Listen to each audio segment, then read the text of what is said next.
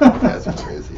You said that. I said it. I initiated the confusion. It was like alley-oop. Felt like saying that. Shalom, everybody in Israel. Hope everybody's having a blessed day. Time seems to be flying. It's hot as hell out here in San Antonio, man. I hope everybody is doing okay where they're at. Shalom to isbhpk Houston, Virginia, Rochester, Cabo Cabo, teaching in Guatemala. Hope everybody's doing well, fighting a good fight.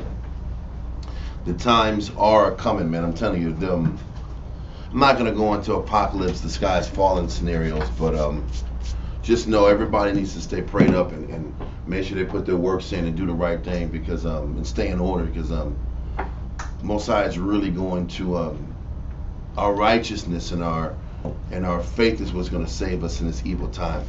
Just know that. Just want to pull it. Read Proverbs chapter 4 and 3. Just as just something on the side note, nothing crazy. But Proverbs 11 verse 4, and then jump backwards to verse 3. Proverbs 11 and verse 4. Riches profit not in the day of wrath. Listen, we can accumulate and accumulate wealth and kill ourselves to try to get this imagination. Imagine this fictitious number in our head that we think will bring about safety and prosperity and a calm mind. But riches aren't going to profit you in the day of the Lord, or the day of the Most High's wrath. And the day of the Most High's wrath is coming. Okay, there are wars, rumors of wars. There's a lot of craziness happening behind the scenes in this world and abroad. Just know this verse. Read on. But righteousness delivereth from death. Righteousness delivers from death. This is why it's so important that every day we rehearse the righteous acts. Every day we fight to be better brothers and better sisters, better people. Every day it's important that we strive for righteousness, that we continue to challenge yourself and challenge ourselves to be a better version of ourselves. Because based upon how hard you work to be a better version of yourself will determine if you will be delivered from death at the end. Read verse 3. Proverbs 11 and verse 3. The integrity of the upright shall guide them. The integrity of the upright shall guide you. Whenever there's a question about what to do, what direction to take, your spiritual integrity should keep you going, should guide you in the right direction. How firm are you in doing the right thing? How committed are you in maintaining spiritual integrity for the Heavenly Father? That should be our guide. A lot of times it's not, but that should be the guide that maintains and sustains our potency. Guys got to come down. So anyway, so what's happening is that's going to be our guide. That's going to be our protection, our integrity. Read on. Come. But the perverseness of the transgressors shall destroy them. And to be also, and also it says the perverseness of transgressors shall destroy him. Thine own wickedness shall what? Correct you. So our integrity and how firm we are to setting up for what's right is going to be what protects us in this evil day. Now, I didn't plan on pulling this verse, but I think it's an important concept to hold on to, because in the process of us pursuing righteousness, in the process of us challenging ourselves and pushing ourselves and fighting to be better versions of ourselves, I can tell you from firsthand experience how stressful that can be at times, how challenging that can be at times. When you're constantly in class, you're constantly reading the scriptures, you're constantly seeing through class and through counselors and your husband and brothers why it's so important to do more, to challenge yourself to give more, to sacrifice more, to consider more, to be better. That challenge and that challenge that in Christ we give each other, the exhortation, because that's what exhortation is. It's that spiritual positive challenge to instill a fight in us, so that we're just not going to accept whatever negativity that we want to hold on to, whatever weakness that we want to play with. The purpose of teaching and counseling is to inspire us to want and to be better, but in the process of being pushed to want to be better, to be greater, a lot of times I've dealt with a lot of brothers and sisters and families, and people feel that that push can be overwhelming. The acceptance of that demand can bring about a lot of stress, can bring about a lot of anxiety, and that's what class is about today. I'm not talking about, well, you know, when you sit back here and breaking the laws and you commit adultery and all of a sudden the person you messing with is pregnant and you stressing about that. I don't know to tell you on that one. I don't got no Bible verses to sit back here and help you deal with the consequences of some sin.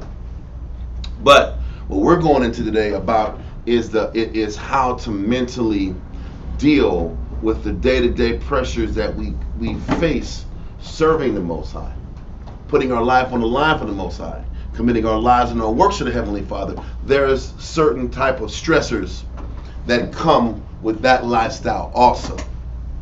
And before we go into how to cope with the stress, how to deal with stress management in a proper way, I think it's very important that we learn to identify the different types of stress that mankind deals with. Because, you know, a lot of times you'll sit back here and you'll be in counsel and a brother will tell you, hey man, you can do more. Why are you stressing out about this? Why are you sitting back here and taking what I'm saying and you're wigging out on this? Most High wants you to do more. Just get through this, get past it. And a lot of us will tell ourselves, you know what? That might be easy for you to say. Those are self-imposed limitations. But I don't want to go there. Don't give him the answer. We're not going to go into our answer. He's right, by the way, BTW. But that's not the point. What I want to make sure we do is even go and get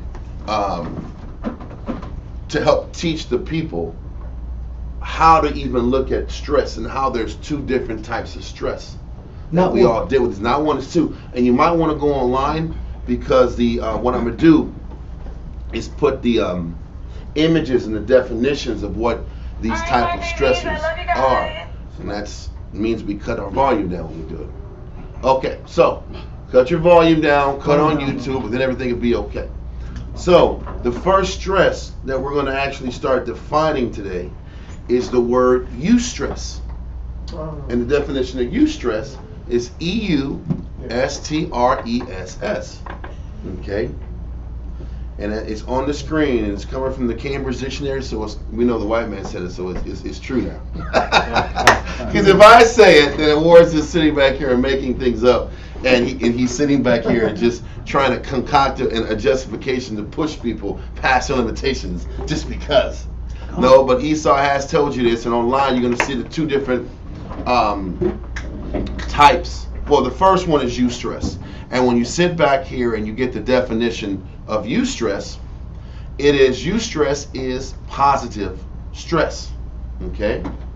Then it says, I want to get where I'm at. Positive stress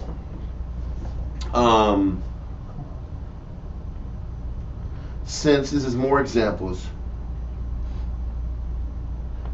The third one, when it talks about more examples, when stress enhances function, physical or mental, such as through strength training or challenging work. Then it goes into the other side where it says, since eustress is good stress, organization should seek to maximize its presence and to minimize distress or bad stress. So we're going to explain that distress is bad stress. Eustress is good stress. And eustress is EU stress. Yes, EU. Just like on the screen. That's why I wanted to put it on the screen so Award's not making this up and just being an extra guy. Okay. It says, I want to make sure, I've read there's other ways that eustress is explained, so I want to kind of read it from here too. So eustress is good stress, positive stress that comes from positive challenges. That's really what eustress is. Another way you're supposed to look at eustress is that eustress energizes you and motivates you to change. Okay? And lastly, on the Eustress explanation, Eustress gives you a positive outlook and makes us capable of overcoming obstacles and sickness. Okay? Now, this is the catch that comes from the processing of eustress versus distress. Okay? Because distress, in a nutshell, let me sit back here and tweak real quick. Distress is on the left, where it says physiological distress refers to non-specific symptoms of stress, anxiety, and depression. So that distress results, that negative stress results in stress, anxiety, and depression. So this is the reaction that people have with distress. Okay, so but I'm gonna clear it up though. So distress is negative stress. Eustress is positive stress. Okay, positive stress, the intention is to strengthen you and empower you and to make you more potent and overcome maladies and overcome issues and other challenges by using this particular form of stress to enhance you as a person and enhance your life, which is really phenomenal, and it's the mindset we should have. That's the type of stress we should be embracing. Now, I want to bring out one part of this eustress, the definition that kind of brings things to light about eustress and distress. It's the second definition on the screen to the right. It says, it is true that an identical event may be a source of distress in one person and eustress in another. So, and that's where the issue kicks in. It can be the same exact thing, but one person chooses to see this type of stress as a negative stress, and another person chooses to take that same situation as a positive stress. So, what is the Most High with what we know in the Bible? What we're about to go in the scriptures, trying to teach us about stress. Just like Kanye said about slavery, huh? Stress is a choice. Stress is how you look at it. I'm not sitting back here and saying that you don't feel something. You definitely feel a type of pain. You feel what you feel. You feel anxiety. You might feel tightness in the chest. You might feel tightness in the stomach. You might feel that discomfort. But the problem is, as soon as we feel what we feel, we panic. And we choose to look at whatever we're going through in a negative light.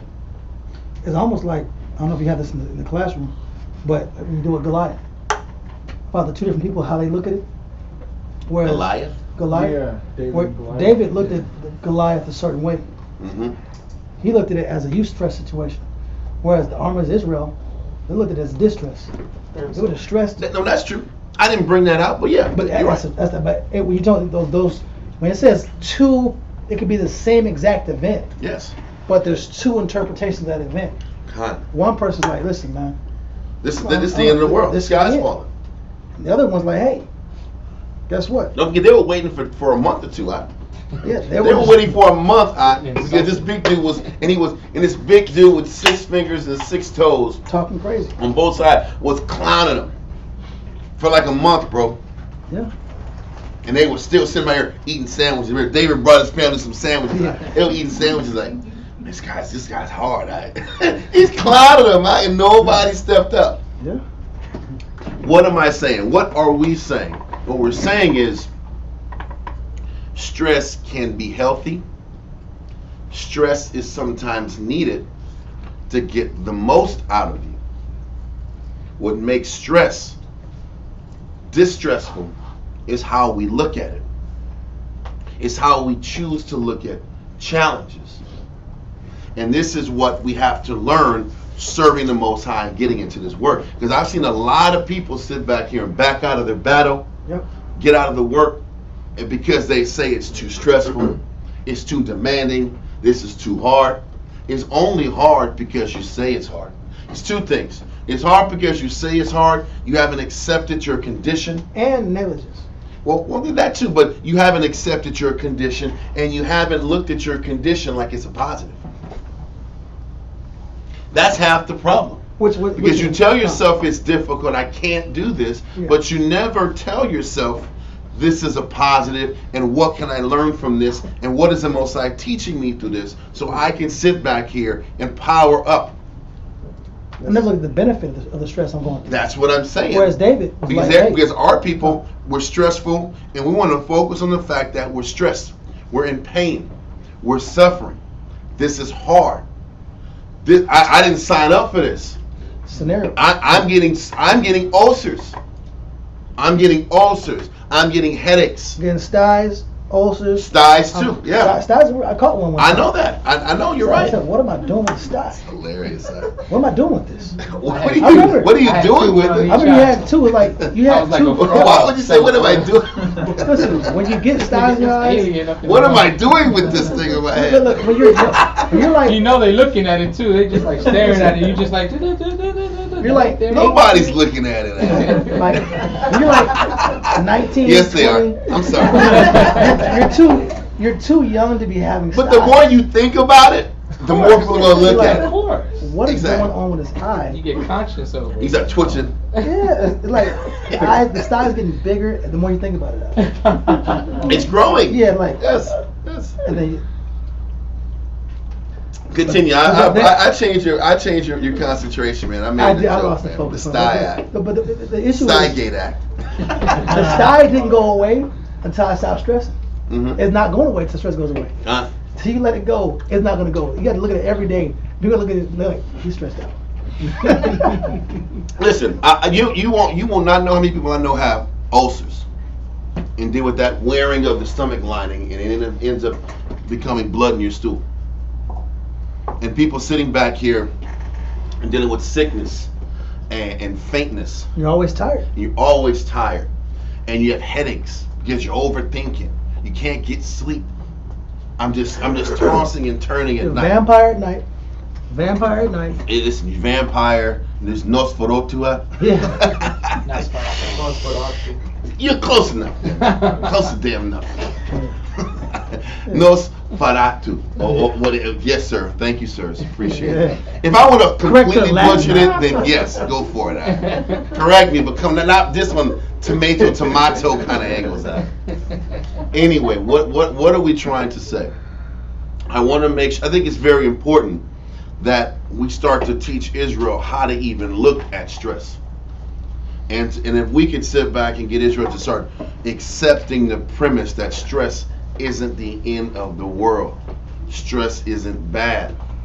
You can use stress, and you can harness strength from stress, and you can use stress to get closer to the Heavenly Father. Because stress you can can be use stress to harness discipline.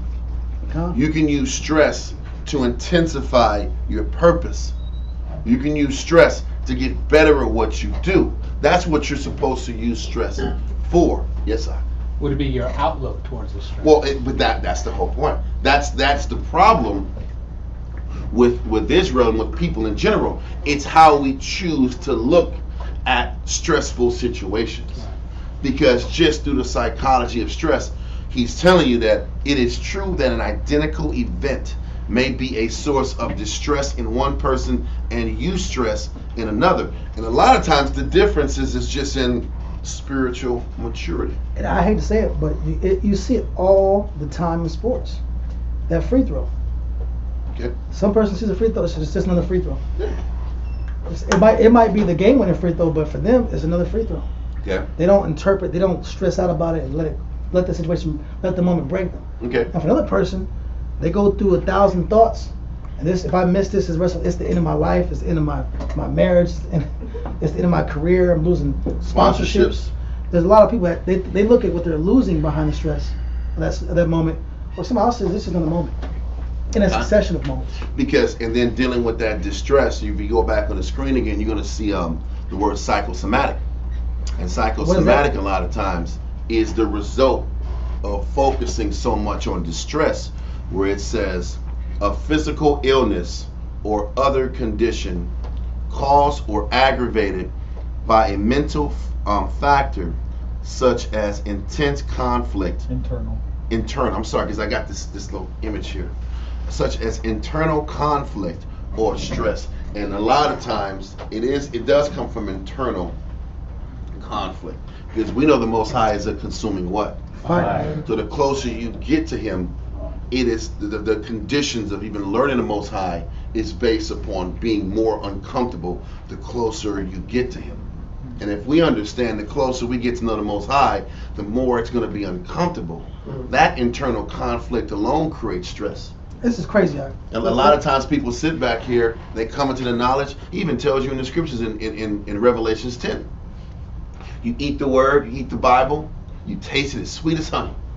It's yummy to your throat, their thorax. And then it gets to your stomach, and what happens? It's bitter. Because the bitterness is the challenge and the fight for acceptance. Yeah. Can I accept my condition? Because half the time I stress out, half the time this distress or this regular stress, which should turn into positive motivation, turns into distress. Because I haven't accepted my condition. I haven't accepted where the Most High has taken me in my life. So now, because I have chosen not to deal with my internal conflict properly, now I'm sick. Now I'm unhappy. Now I'm telling myself I shouldn't be feeling this way. This isn't a natural, positive way to feel. I shouldn't be sitting back here and dealing with panic attacks. That's another aspect of stress. Panic attacks, bloody stool, ulcers. The sty man over here, right? I'm about to start. Not no more. He used to. This is like 15 years ago. Right? Yeah. Sty man was like 25. Right? That's okay. Not anymore. If we're still stying at 30 something, man, mid 30s. You're in the dirty 30s. Like there's a problem, right? Come. So what are we dealing with? Once again, it's just the acceptance of our battle. So it says that psychosomatic issue. It says of a physical. It's almost like the internal battle that we have within ourselves turns into a physical sickness. That's what it does. It turns into a physical problem. Now I'm stressed in the stomach. Now I have headaches. Mm-hmm. Now I have panic attacks. I have this anxiety issues rushing on me. Yes, sir? Tumors also. Tumors, yes. Tumors. That's why the Most High says, and we're going to go into the verse, but the spirit of a man will sustain his infirmities. How strong a person's spirit is to please the Most High will alleviate a lot of those sicknesses. Tumors. Exactly. But all that negative outlook transfers into physical ailments, physical sicknesses. And then people end up saying, I can't do this anymore. I got to get out of here. But the problem is how we look at the stress. We're supposed to learn how to look at stress and refer to it as eustress. How can I turn this stress into a positive? What is the Most High teaching me through this circumstance so I can learn how to be a greater brother or sister? I can get closer to the Most High. This is how we have to reteach ourselves, and this is why you need teachers and this is why you need counselors and people that you can talk to help teach you there's a better way to look at it. And that's why I'm going all psychological, and I'm going Merriam's dictionary and all this fancy Cambridge stuff, because if there's a war saying this, he's been the truth for 20 years. This is easy for them now. He's just giving me answers because it's easy. He's accepted this. Because you've been here. But I've been in the truth for 6 months, and you know what? He doesn't understand this anymore. He's been so far detached from the struggle. He can't understand the struggle anymore. Let me talk to this person that's been in the truth 1 week longer than me and get advice from this person. Good luck. You're not getting any positive answers with that person. You just gotta believe in God. Or you're gonna be like, let's go to the street, let's go to the club and drink it off. Let's party. Woo! And we've taught ourselves that getting something carnal will take away the stress and anxiety. But if you're gonna be completely honest with yourself, copious amounts of alcohol, clubs, whatever you want to say, it only gives you an hour of fun. But then guess what? When it gets to like 2 o'clock, guess what you gotta realize? I gotta get up in the morning and do this shit again. But when I go home, the party's over when I get home. The party's way over. The party's over when you get in the car on your way home. Actually, on the walk outside the club, from the club to the door, car door, it's over. Yeah. Was that? Because if you drank too much, you gotta worry about, you gotta stress about cops. Yeah, work tomorrow. Cops are first. Cops are first. Yes. Cops are first. Getting up in the morning is the third problem. Yeah. What you gonna say? That? And that's another symptom too. Is like the messy home. Like you're so quick, so you get home, party's over, but you're so quick because I gotta leave again. Yeah. You just only go home to shower, take a quick nap, change. What's my friends doing? Yeah. Everybody, I gotta get back out and Because we've taught ourselves that these outward vices are going to take away the stress. And we never learn that the stress is actually essential. And if you allow teachers and counselors and studying to help reframe your mind, you can start learning to see the good in the stress. Most I said, I'm talking it now, but I want to go to this one verse. It is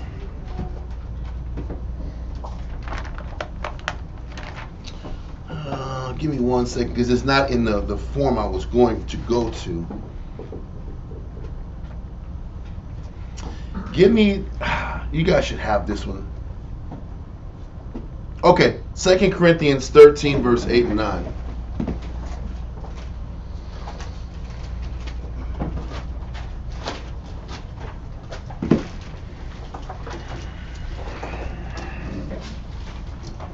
Second Corinthians, let me get it, I'm talking it. 13 verse 8 and 9. Read that, sir. 2 Corinthians chapter 13 verse 8. For we can do nothing against the truth, but for the truth. So if we can do nothing against the truth, but for the truth, that means every level of stress that the Most High is giving us is intended for us to learn and go through it so it can be an addition to the truth. It can be, you can go through these experiences so you can add a virtue to yourself so you can help the truth. Everything that you do is a lesson for the truth. Every stressor you go through, every impulse gyration that you deal with, every up and down mental fluctuation that you're going through, is all based upon, it's an opportunity for you to grow in the truth. Read that verse again. For we can do nothing against the truth, but for the truth. Everything that we suffer and go through is a tool that we're supposed to learn how to use to cleave closer to the Most High and to get stronger in the truth. This is how we have to reteach ourselves psychologically how to pull these different mindsets, pull this negative and weakness away from us, and learn how to cleave to strength. So are you saying that we are the cause and the authors of our own distress?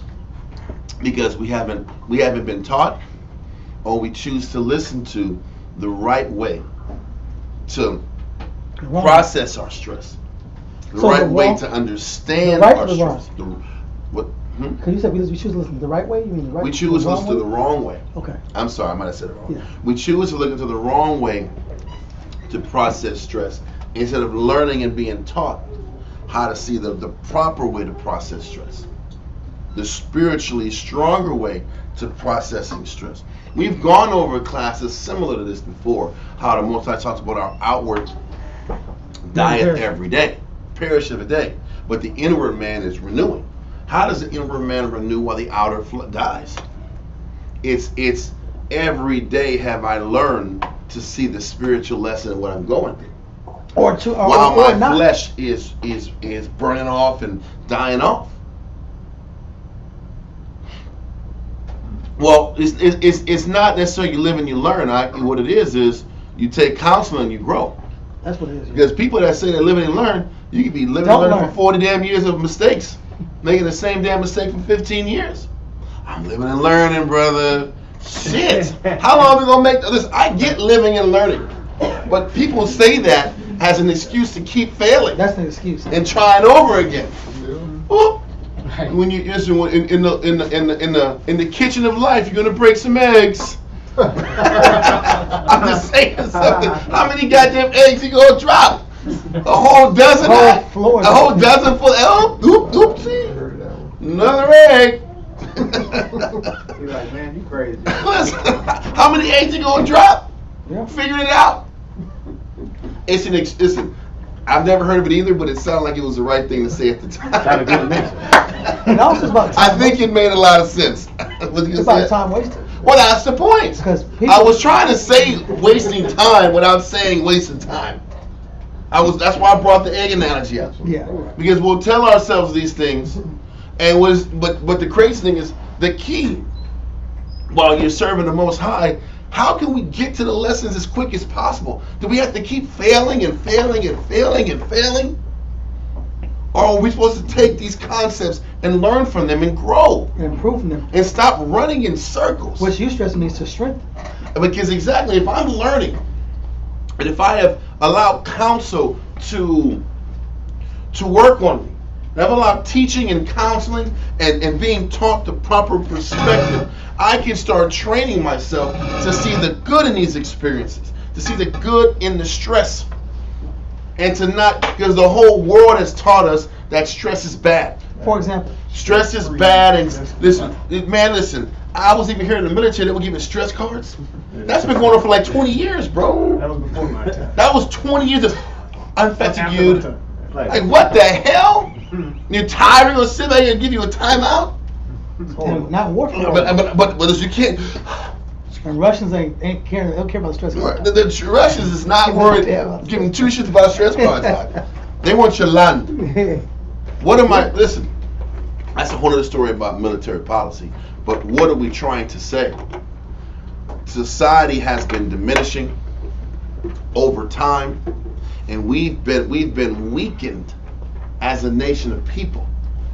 We've been taught that it's okay to quit, it's okay to get weak, and stress is bad. I was told in the past that pressure makes diamonds. True, but it's the effeminate mind. I know. The effeminate mind has been intensifying, especially in men. Mm-hmm. And if we're not using the scriptures to form our mind, then you're going to be formed by the current culture that's being pushed. Because every couple of years, the psychological culture changes. Right? At first it was, I'm okay, you're okay. Meaning what? The book came out, I'm okay, you're okay. And that's about just accepting weakness. Weakness is not that bad. It's not, it was the framework for where we're at now, where everybody gets a trophy. Okay. Everybody gets a trophy mentality now. Now the psychological framework has changed to where, listen, man, reality is whatever you feel. Whatever you feel is the reality you're in right now. So if you feel like somebody's talking mean to you, that's violence to you.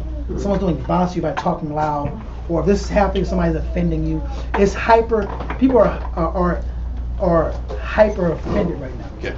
Everything offends them. The point I'm getting to is people's ability to deal with adversity is diminishing even from now. So this class is essential because Israel cannot continue to diminish with adverse times. We have more adverse times coming.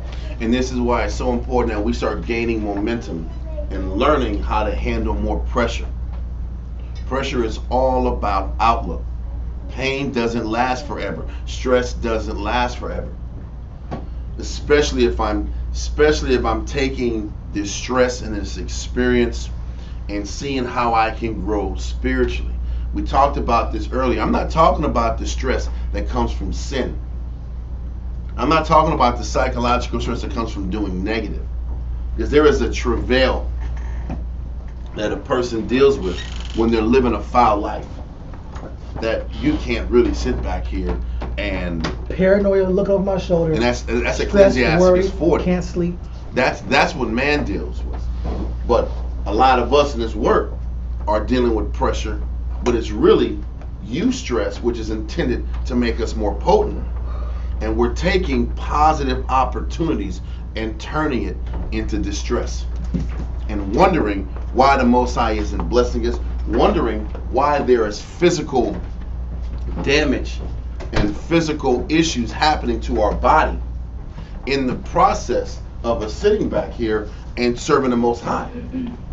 And this is where we have to understand. So I think we've kind of laid the foundation properly And also, for the topic. And the brain chemicals that come from that stress wear the body out. And that's the psychosomatic scenario. I've seen a And lot of people. those can be measured in the bloodstream to where it said that the stress chemicals are equivalent to like pouring soda and acid in your veins. It's crazy. It wears away the actual bone marrow. The bone marrow, the Bible says it fattens the bones, Yeah. and then dries the bones. Fattening the bones and drying the bones is dealing with the chemicals that your brain produces. If your brain produces cortisol and acidic chemicals and hormones, then it's drying the bones. It's breaking out all the minerals that are inside the bone and the bone marrow. I totally see it. Because I'm telling you, when you're negative, when your outlook is negative, it's hard to get up in the morning. When your outlook isn't positive, it's hard to just operate. You move slow. Yes, As you get older, you get that explains a lot of older people that get brittle, like the osteoporosis and things like that. And the lack of, well, you need more calcium. Your bones are too brittle. And, you know what I'm saying? If this joint here might snap, or this bone here might snap if you don't start taking supplements for it or whatever. When you get up there in age, I'm thinking that what you're saying is what causes is ultimately what causes that. Well, maybe a portion of it, but age is age. And when you get older, that deficiency of minerals comes from diet and just age. Yeah. And the initial solution I'll tell anybody would be to change your diet and eat the proper vitamins and minerals to sustain your body. But along with that, there is a psychological limit that we run into as you don't have to be older, you can be younger. You know, I've sat back here and I've talked to older people, and sometimes the reality is a person's patience might start wearing down more as they get older, and their outlook and their ability to sustain their spirit can get down. But I don't want to make it like a metaphysical thing on as far as age. Okay. I'm just trying to say that it does affect you physically. Mm-hmm. And you can be a 25-year-old person, and if your outlook is messed up, you're gonna get sick. You're gonna have ulcers and stomach pains and anxiety and you're gonna make yourself sick. And these mood swings. And they say that all this stress, those bad stresses, opposite of eustress, causes disease, which is the same thing as disease. You know. It's the truth. Listen, it's what he was saying. Dawiyat was saying, but we're not equipping people to learn how to see a stressful situation and turn it into a positive stressor. Mm-hmm. If people were retaught how to look at their circumstances, if people were retaught how to look at what they go through in their life, and they're retrained mentally on how to see their battle, you'd have less sickness. But what people do when you're sick, you get over empathy, over spoiling, over coddling with an issue that doesn't solve the problem. Our people need to learn how to look at our issue and see, what is the Most High trying to teach me out of this issue, out of this circumstance? What am I going to? What does Most High want from me? What does He need me to acquire more of to get through this circumstance? That has to be a trained outlook. That is a proactive and not reactive mentality. So a person deals with a stressor, if you're reactive, oh, these are too many kids, oh, there's too many things going on, oh my. Well, let me say this.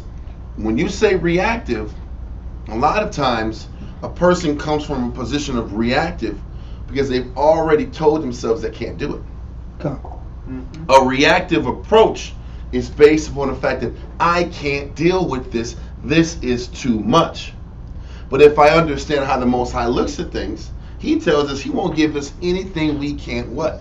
Handle. So if the Most High told us He won't give us anything we can't handle. So can somebody give me that verse, please? 1 Corinthians 10:13. Somebody give it to me. Yes. 1 Corinthians 10 and 13. 1 Corinthians 10 and verse 13. Let me get it real quick, or type it in like with my old. Hey, I found a way to put the fancier verses on that. Get out of here. Watch, you will see the people in American TV land will see fancy images soon. I promise you, they will see fancy images. Fanciness Tomorrow, Wednesday, there'll be fancy verses. Work in progress. Yes, but anyway, read that 1 Corinthians 10 and 13. 1 Corinthians 10 and verse 13. There hath no temptation taken you, but such as is common to man. That's the first thing psychologically we have to understand. What we've gone through in our life, there's nothing that we've gone through that other people haven't gone through in their life. Okay? So we can't get panicked out and stressed out about the newness of the challenges that we face. Why is this important? Because if the Most High is telling us that there is positive stress and there's distress, I have to choose to hold on to the fact that this is a positive stress moment. And the way I can sit back and pull from that is the recognition that what I am going through, others have gone through. You ever seen all those movies where there was Predator? What gave the people confidence when they were fighting the Predator, right? I know y'all knew this, man. What gave them confidence? What gave them confidence when they fought the Predator? That was an 80s movie, right? He bled, thank you. Oh, yeah. Remember they said they was going with the 50 cows and they was going at the dude and they touched his, if he bleeds, if he bleeds, we can kill it. If he bleeds, we can kill it. Exactly. And that's a very important thing. That gives a person confidence. This guy can die. If this guy bleeds like I bleeds, now I stand a chance to bust him up. A modern day example of that would be modern day. That was movie. I'll say modern day. What you was in 2021 scenario? Xerxes. Remember Xerxes? And he got cut. Yeah. One time he got cut. Because he said he was the guy. Yeah, he was the guy king, and he got cut. No, you're not the guy king. Yes. Mm-hmm. It's a little hope. Is it? That's a good. Okay. I'm here. I'm trying to help. Okay. Here to help. That's another example. What movie was that you're talking about? 300. Oh, the 300. Yeah. When he I watched many movies. Yeah, when he got like cut with the spear. Okay, now that was. Well, we knew he was a soft little chump. He was very. He was soft. He was very shiny. He was about that Predator was hard to deal with. That dude was invisible, run through the jungle like this. I couldn't touch him, man. Anyway, listen. Whatever example y'all understand, it's all good with me. The point is, what this verse in 1 Corinthians 10 and 13 is saying is, the first mindset you have to have a proactive mindset to your battle is, what I'm going through is what every other people have gone through before. If I'm a brother and I'm fighting lust or I'm fighting negative outlook, I got to say, hey, I'm not the first person who's had this outlook before. But we like to how have other people sat back here and overcome this issue? But men slowly pine away and die in desperation and secrecy.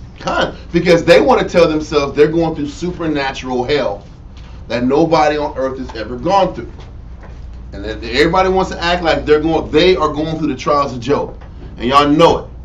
Everybody wants to say, woe is me for the struggles I am facing today. Nobody has gone through this in the history of the Bible. Listen, we want to tell ourselves these ridiculous concepts to tell ourselves that I can't overcome this. We make extreme statements. I'm telling you, a lot of people do this. That's true. That's valid. Listen, women, when they're learning how to be first-time mothers, women learning how to sit back here and know how to serve a man. How do y'all do this? What? This isn't real. Men are too hard to serve. Listen, they're too hard to serve. This can't be done. What are you talking about? Serve? What do you mean serve? I cook his dinner. Yeah, I cook dinner every once in a while. On Fridays when I'm not tired. I air fry for him all the time. What am I saying? Everybody in their own mind wants to say, this can't be done. This is too much. This is too hard. Or for men, I gotta balance the bills. You gotta balance what? I gotta balance the bills. I gotta balance the checkbook. It's impossible. Resources. Okay. But there's people all around America that does it every day. Listen, right next to you. In the truth, listen, we want to sit back here in the truth like the truth is any different in the world. Women have children every day in the streets, B. Women able to sit back here and keep a man in the world. Men sit back here every day, can sit back here and operate and work a job. We want to make everything so much more mystical because we're in the truth. spirits. Right. Call it Yeah. spirits. Everything is- Spirits is keeping you from getting up in the morning and being respectful. You just don't So you don't sit back here and be disrespectful to your boss in the world. No, you're not. Because you will not be working the next day if you Yeah. work. Anyway, Spirits make the baby cry all day. yeah, exactly. Spirits. The spirits- Mothers deal with spirits crying take on the babies all the baby. time and Baby chastisement. won't go to sleep. Spirits. Do you think a lot of this in between this is that saying wisdom brings sorrow? No, not on this one. You know why? Because this is people that don't want to fight their battle. This is people who are lazy, who are mentally lazy. Mentally. And the reason I say mentally lazy, because our mental laziness rears its ugly head in new experiences. It definitely does. When we're going through new experiences, we act like we can't do nothing. We act like this is too hard. This is too challenging. But we were that way as kids, though. Because when we were kids, there's some kids who say, "I can't do it. This is too hard." Give them math and they were allowed to quit. And they were trained to quit. Like you said, math. There's a lot of kids. I don't do math good. Well, shit. Maybe it was because you weren't taught how to do it back then, or you were crying, you throw fits, and the mom just didn't want to deal with the damn attitude, man. Let it go. Go watch TV, baby. And that was the worst thing? That was the worst thing they could have did. But that trained element in their life to where that's become a practice. And in everything that makes a person feel that level of anxiety, they quit just like that. They have a shove button. That's what a lot of people deal with. When I feel that stressor, I quit. When it's not just math, it's reading too. That's real. That's real. Listen, reading just makes my brain hurt. Why? Because you got to go back in your past to ask yourself, when did that start? When did you get anxiety when you looked at books? And why did you gain anxiety? And once you get to that point, you got to correct that thinking from that point and start working your way back from there. Because something in your mind told you can't do this, or this is dumb, this doesn't make any sense. I'm not going to be a mathematician anyway. Yeah, people say that. I'm not going to be a mathematician anyway. I don't want to do this. I'm never going to do these. Oh, well, why is this? That's an excuse because you just don't want to focus your brain and ask questions. That's the thing. You just don't want to ask questions and look foolish. It's humiliating. I know it is. Well, no, it's not. Not if you ask and you get the answer. But looking stupid, looking dumb, getting bad grades out. Everybody's passing tests. Everybody's smiling. Everybody getting stickers. Everybody's getting stickers out. Where's your stickers? You're like, oh, I didn't get a sticker. I don't need no You didn't get a sticker, bro? You can't hang out with you, man. You get no sticker. That was easy. Everybody's getting stickers out. The test is out. 10 minutes later, everybody's done with the test. 30 minutes later, they're still working on it. I'm like, everybody's done. Everybody's done. 20 questions, number 6. He didn't go to public school. That's a real thing, huh? Yeah. That turns the person off. Everybody's getting stickers out. Everybody's getting stickers out, and the last person turned the paper Y'all in. looking at He's like, why are you the last guy to the paper? Gold star. Like, okay, you know what? But You gotta start making. you gotta fail to you have to fail to get better. But and a lot of adults don't know to teach their That's the children. point. That's the point. They're not taught. And this is what the Most High talked to us. He says we have to be a father to the fatherless. Yeah. We have to reteach brothers and sisters skills they should have got from their own household. Right. This is the challenge of serving the Most High. That's the rehabilitation process. This is rehabilitation. Finding where did you sit back here and tell yourself you can't do this, where you've developed this mental block. Yep. Go at that spot to allow you that momentum to keep pushing forward. Read that verse again, 1 Corinthians 10 and 13. Or that first rejection. You get that first rejection, you get that second rejection, after that it's over. Yep. You ain't make no sale the rest of your life. Because 2 customers said no. That means the rest of your life in the truth, you're going to see it being productive. Done, bro. Let's keep going, though. Let's keep going. 1 Corinthians 10 and verse 13. There hath no temptation taken you, but such as is common to man. Mm-hmm. But the Most High is faithful, who will not suffer you to be tempted above that ye are able. So this is the mindset that you have to use to even give this stressful moment a chance, and to give yourself a chance to see the eustress in this situation. If the Most High won't tempt you above what you're able, then that means the Most High is saying, I won't put you through something that you can't handle. So calm down and get the lesson from it. Yes, sis? But don't some things take a little bit longer of like a turnover time for you to be able to see or to turn it into a positive? Because there's some things I've gone through, I'm like, it feels like the end of the world. And then the next day I'm like, okay, now I can take away. Well, I'm gonna say this is why we're supposed to practice this mindset every day.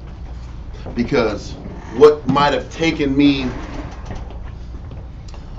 multiple days to overcome a year ago, it should take me less now if I'm growing. And this is really shows we have to all start showing our spiritual age. I understand you first come in and you're just starting to figure things out. Yeah, it's going to take some time.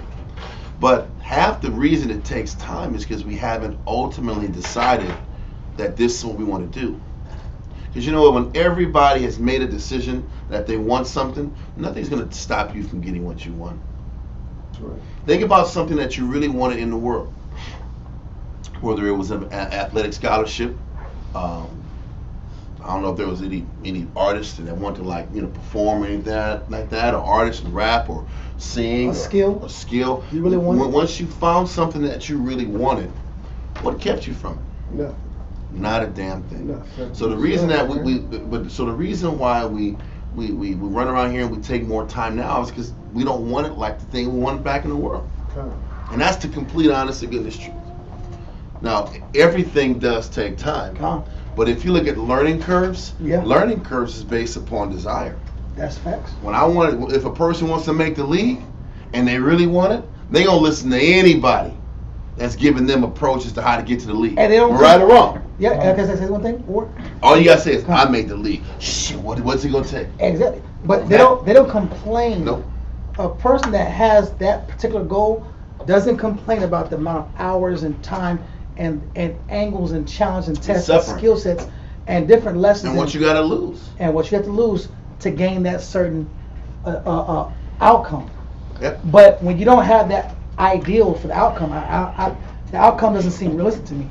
Then all the same amount of work becomes like insurmountable. I look at sports because I had my sons play ball and we would go to all these football camps, and I tell you what, we went to the University of Texas football camp.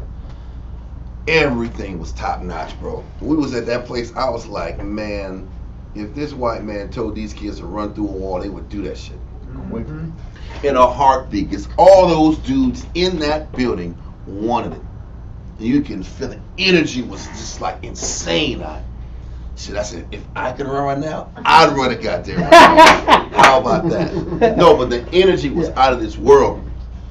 And what those kids were willing to do to get the goal that they wanted, to play at that stadium for 4 years, it was insane. It was insane. And when a person wants it, it doesn't matter how hard it is, they're gonna get it. It's not distress anymore. And it's not distress. It is. Now I've taken that stress and I've turned it into a positive. Now it's okay if I'm burnt out every day and I'm running 40s and I'm sitting back here working on footwork drills and I'm in the gym and I'm working on legs, I'm working on explosion techniques, working on watching film. That's a passion there. Now all of a sudden, turn to the Most High, it's the trials of Job and it's so hard. What the hell is that? That just shows that first and foremost, a person's desire isn't where it needs to be. Because if a person's desire is there won't be as much of a battle. It won't be as difficult to do the things that you're doing. So my advice to anybody here, if you want to eliminate those stressors, start taking on what you do for the Most High with the same intensity as your greatest passion that you've done in your life. What was your greatest passion that you had in the world? And take that energy and that dedication and that passion and match it. Even if you just matched it, you do significant things for the Most High. If you surpassed it, that's where you're supposed to be.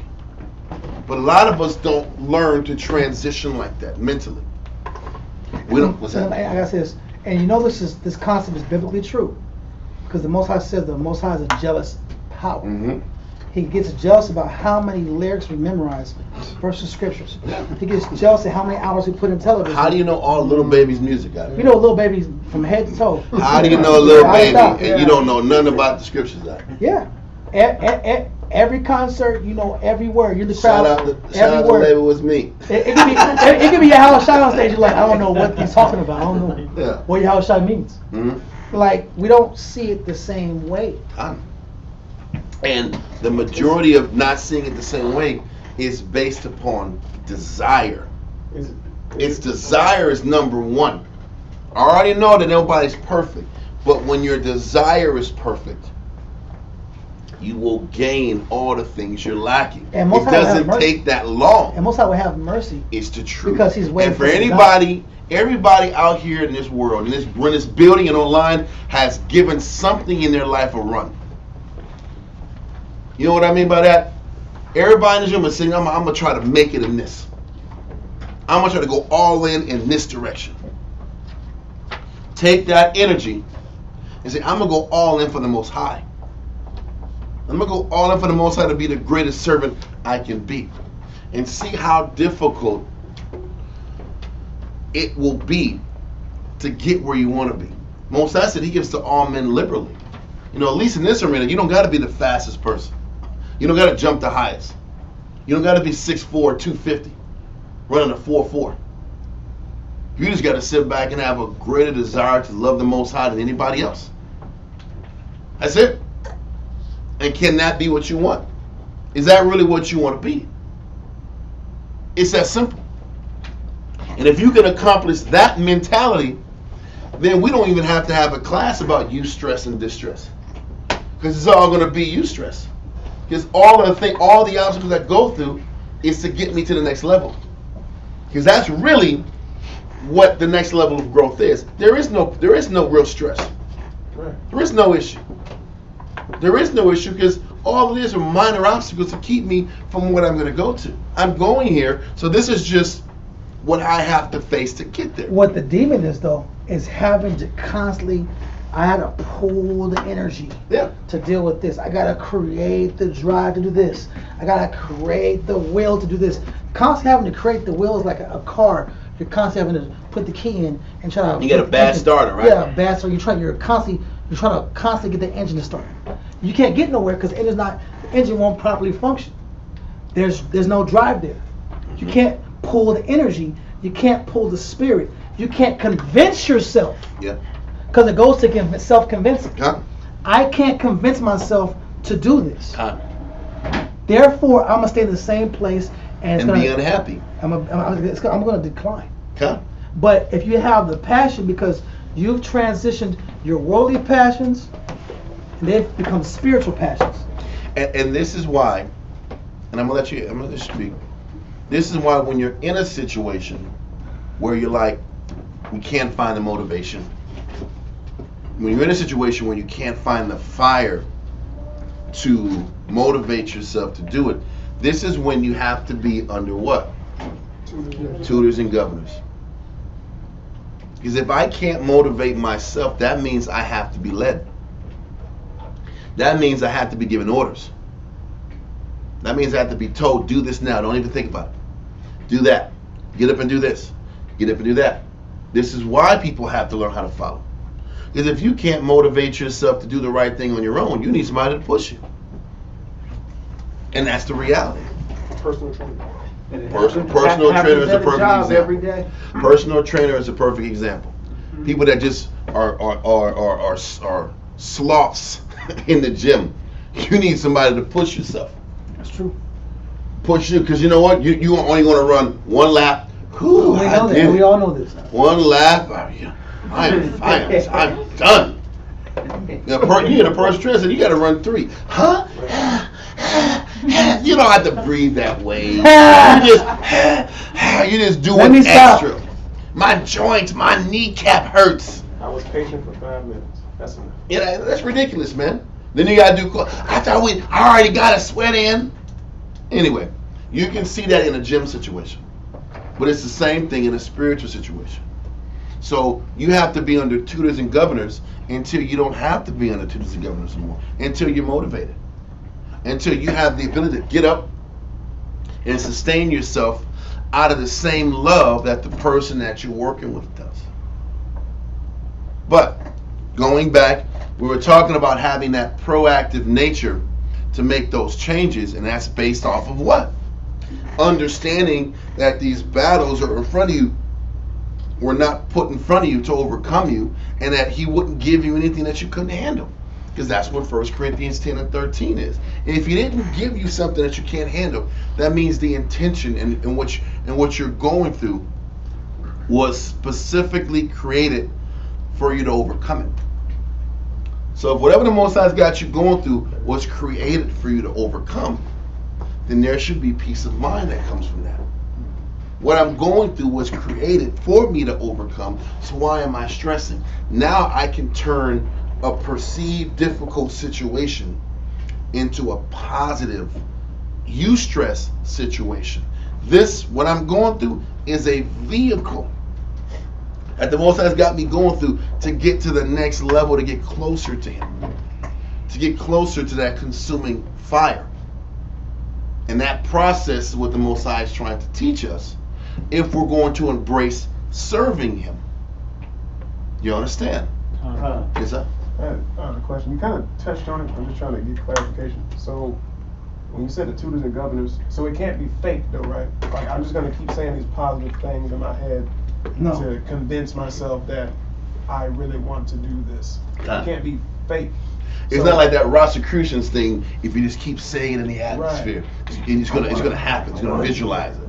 I want this job. I want a BMW. I want a Mercedes. I want a Mercedes. I want a Mercedes. I want a Mercedes. I manifested. You're gonna manifest it. Mercedes. That's what I'm saying. So how does it become Damn genuine? stupid act. What's that? So how does it become genuine? It becomes genuine the more you change to get where you want. There you go. The only way any of this in the spiritual realm becomes genuine is the more you change to get closer. Most High is a consuming fire. Things are going to burn from you. That negative is going to shed the closer you get to him. The only way I can show the Most High I'm serious is the more I change. Doesn't have to be big changes. And it's the more I embrace and accept change. The concepts. Can I accept it? Because the problem, the Most first High thing, said the sacrifice of the Most High is a broken and contrite spirit. That's how I show the Most High I am serious about changing. Let me stop putting my way in there. Let me stop telling myself I can't do this. when I'm inserting my opinion, and my opinion is poisoning my progress. Because the scripture says the Most High won't give me anything I can't handle. So then why am I telling myself it's too hard? I'm telling myself it's too hard because I don't want to read and believe the scriptures. The scripture says, I'm putting you here. I'm not putting you over something you can't handle. So you can handle it. So accept the fact that you can handle it and start making the adjustments. It's about acceptance. Yeah. So, let's read 1 Corinthians 10 and 13, the whole thing, just read it for the top. 1 Corinthians 10 and verse 13. There hath no temptation taken you, but such as is common to man. So stop for all of us thinking what we're going through is too much and nobody else is going through what I'm going through. Untrue. Read on. But the Most High is faithful, who will not suffer you to be tempted above that ye are able. That means he's giving you a challenge handcrafted for you to overcome. That's why your battle is not like everybody else's battle. 'Cause people be just tripping about. One of their major excuses is in life. Man's major excuse is, why is my battle so hard, but their battle is not as hard as mine. Men love to deflect And that's a their fat focus. lie. Men and women. Well, yeah. Everybody's battle is crafted for them, and the Most High set that up for you to overcome it. Read on. God. But will with the temptation also make a way to escape. But people think that escaping is going the other way. Right. The escape is the clarity to get through. Is the understanding. The Most High gives us knowledge, wisdom, understanding. The escape is the understanding of how to go from here to here. But the problem is you can't hear the answer when you keep telling yourself it's too much. You can't hear the answer when you keep telling yourself it's unfair. True. And you tell yourself why, you won't ever get the answer then. Are we done with that verse? That ye may be able to bear. That's it. Now, let's go to Ecclesiasticus 27:5. That's a good chapter.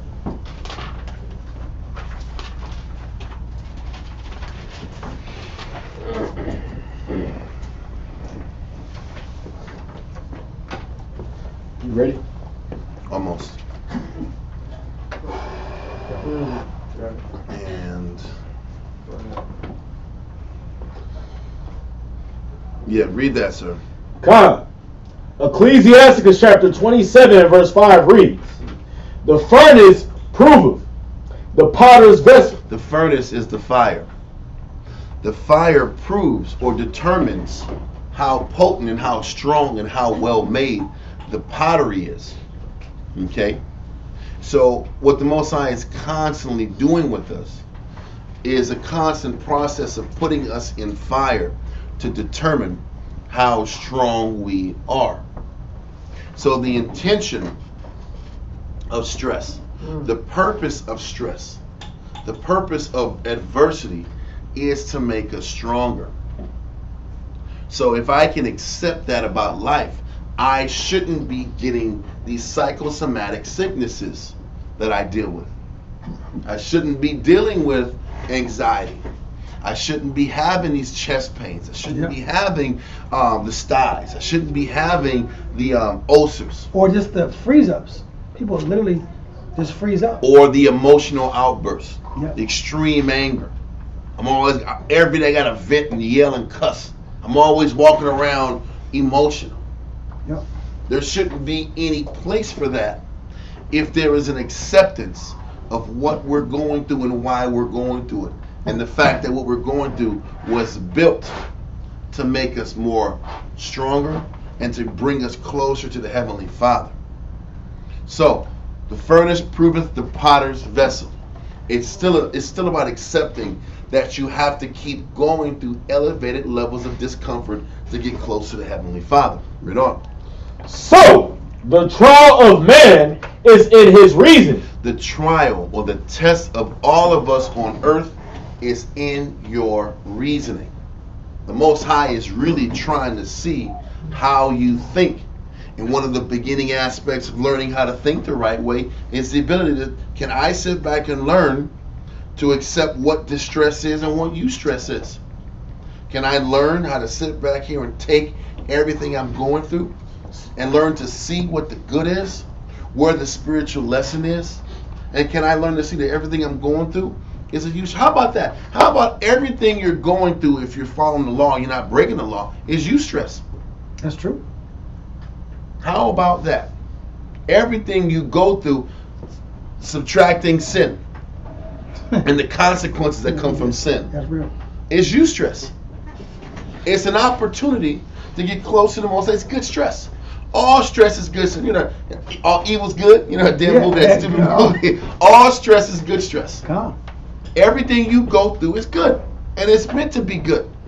Regardless of how you feel, it's good. Yes, sis.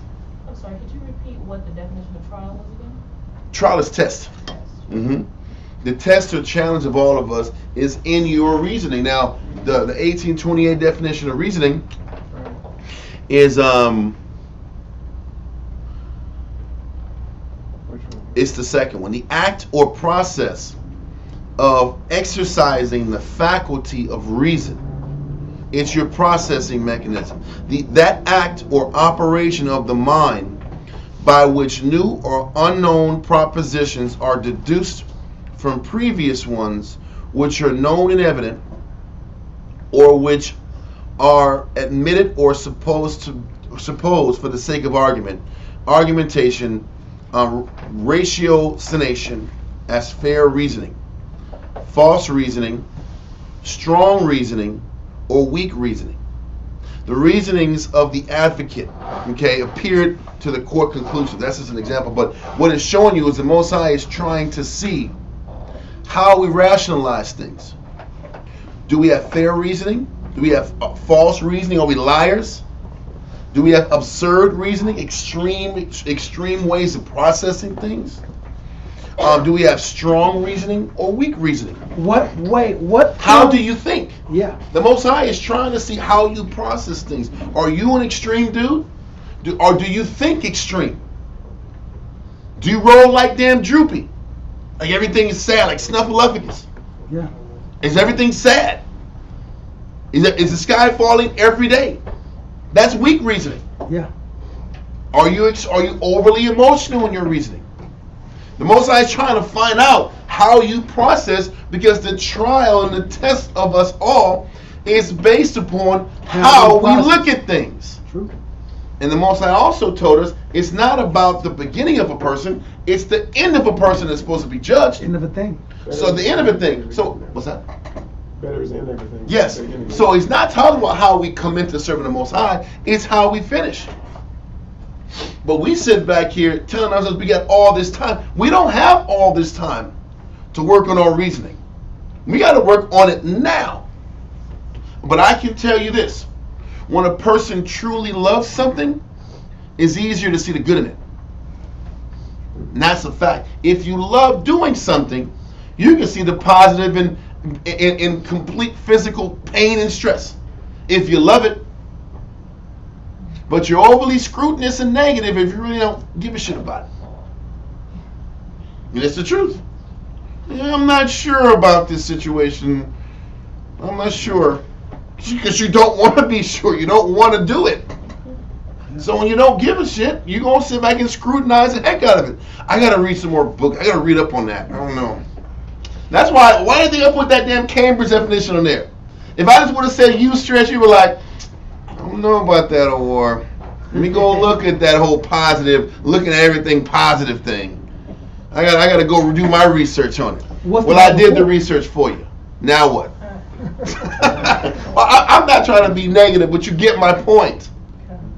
When you don't want to do something, you're going to shoot holes through it. You don't want to accept the concept. That's the point. And that's the reason why we can't beat our battles. And that's why our reasoning is so messed up. Listen, when it comes to a battle, that battle is basically you have to accept maybe 2 to 3 concepts.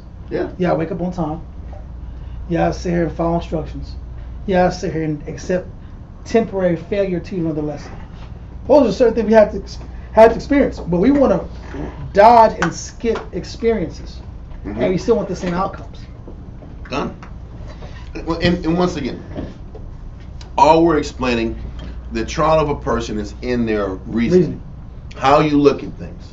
The test is how you handle a situation. It's not just that you do it. How positive were you when you did it? Right. How clear-minded were you? This goes back to your point, Nagaha. It's not about just going through the motions. If you're going to serve your husband, then do it with the best of your might.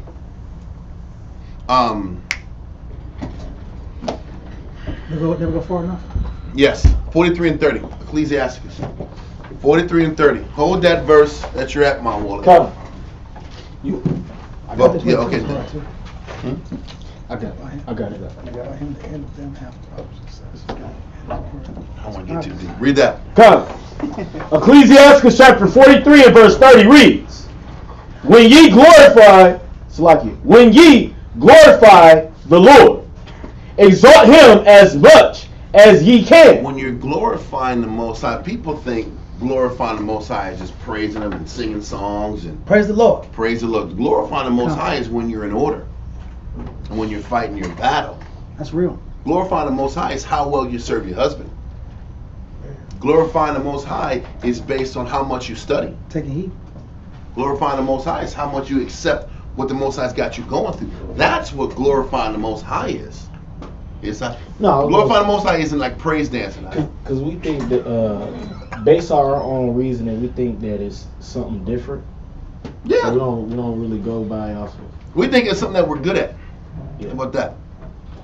We think glorifying the Most High is doing something that we're already good at. Glorifying the Most High is, It's the opposite. It's the opposite of the point. You're good at it because you're good at it. So give me something that you don't know how to do. Be humble. Oh, you're good. We're okay. So listen, if we glorify the Most High, read it from the top. Come.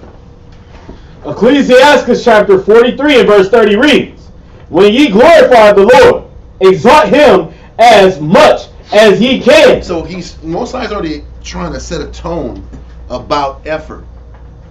And this connects with the Ecclesiastes 27:5, because the Most High is looking at our reasoning. How serious are we about what we do? How motivated are we about serving? How dedicated are we? How sincere? If we're going to operate like a novice, you're going to get novice blessings. Yeah. If you want to give 15%, you're going to give 15% worth of blessing. But what the Most High sets up, when you give max, you get back max. A lot of people come into this truth and they say, man, I'm the same that I was before, and I ain't seen no growth, and I don't know why am I doing this? Well, the reason you're in that situation is because you give what you get back. Because you're the same guy. Most High's not giving you anything extra because you ain't put nothing extra in. You're not going to wake up with the Spirit on you. No, you're not. Because you got to earn the Spirit. People want to wake up. Earn rewards. You got to earn blessings. People want to wake up and the Spirit's on. And that's what Moses says. When you glorify the Most High, glorify as much as you can. Then you'll get something back when you're maxing yourself out. You're not going to get nothing back if you're putting in bare minimum. Read on. For even yet will he far exceed. The Most High's demand and glory and potency far exceeds our best. He calls our righteousness like filthy rags in Peter's. Read on. And when ye exalt him, put forth all your strength. When you exalt him, when you show the Most High that you're trying, when you're fighting what's inside of you, if you don't feel like studying, the way I exalt the Most High is study longer. When I have issues with being humble, the way I exalt the Most High is to be a better listener and a better follower. If I tell myself I can't, if I'm a quitter by nature, then I gotta fight harder not to quit. How I glorify the Most High is how well I go past and go beyond my comfort level. What I'm good at, what I like to do, what my quote-unquote wheelhouse is. Gone. One week I'm strong. Gone. He said that because that's when you glorify the Lord. Because it goes into that in the next chapter we're going to go into. Where I'm weak, when I'm exposed to my weakness, is my greatest opportunity to show the Most High how serious I am. And how committed I am is when I'm pushed to the brink of weakness. That's how my temperament and my reasoning is measured. Yeah. The Most High measures your reasoning when you're sitting back here in your most weakened state. He can't determine your reasoning when everything's going well. Right. Which is why you have to go through these different series of difficulties so the Most High can get a better readout of you. We read earlier, I think it was last week or so, in the Josephus, when the Most High said he was testing Abraham's spiritual disposition. Not just the fact that is Abraham going to sacrifice Isaac. How was he thinking when he did it? How was his mental process? How well did he take the news? How quickly did he accept that he was going to lose the one person he invested his whole life into? Or he had his greatest expectation for on earth. No, hold on. So that's the question. That's what the Most High is looking at when he's analyzing us. How we think, how we process, how our outlook towards him changes based on our condition. Then he can determine how much we love him, how much we want to serve him, how much we're glorifying him. Read on in the verse. Come. And be not weary, for ye can never go far enough. Don't get tired of pushing yourself. There's never a stop button. The only limits are the limits that we make. The only limits we put on our servitude and our willingness to change is based on us. You can never go far enough. You can never sit back here and change. There's never a time when you can say, I read all the Bible. I got all the understanding. I got all the wisdom. I don't have to change anymore. I don't have to go back and study again. There's never a time where enough is enough. Never. If you're going to keep being pliable and moldable in the eyes of the Heavenly Father. Let it go. I want to get back on the point. Go to, I talked about it. Hold on a second. I talked about it earlier. See, I even brought it out in the damn. Let's go to Josephus 1 and 13. We're hitting that point? Yeah. Okay. I forgot I put it in there. I thought I read it. I thought I went over it last week, but I didn't. We're going to do it anyway.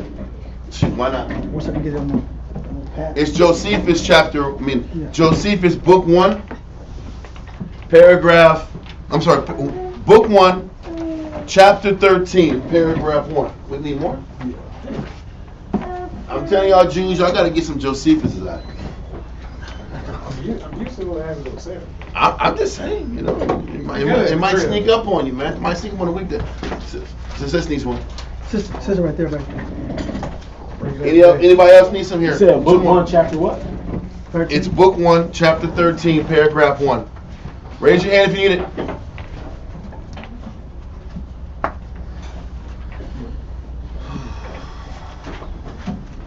I didn't even bring mine. That's in the back. Y'all got to get y'all Josephus. Mine's in the back right here, in the back office. Like a damn idiot. Paragraph 1? It's, I'm going to have to get it. Yes, it's book 1, chapter 13, paragraph 1. Let me see. Shalom, hey.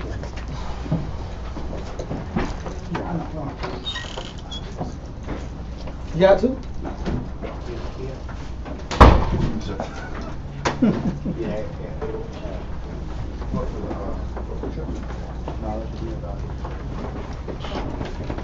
Okay, so we are at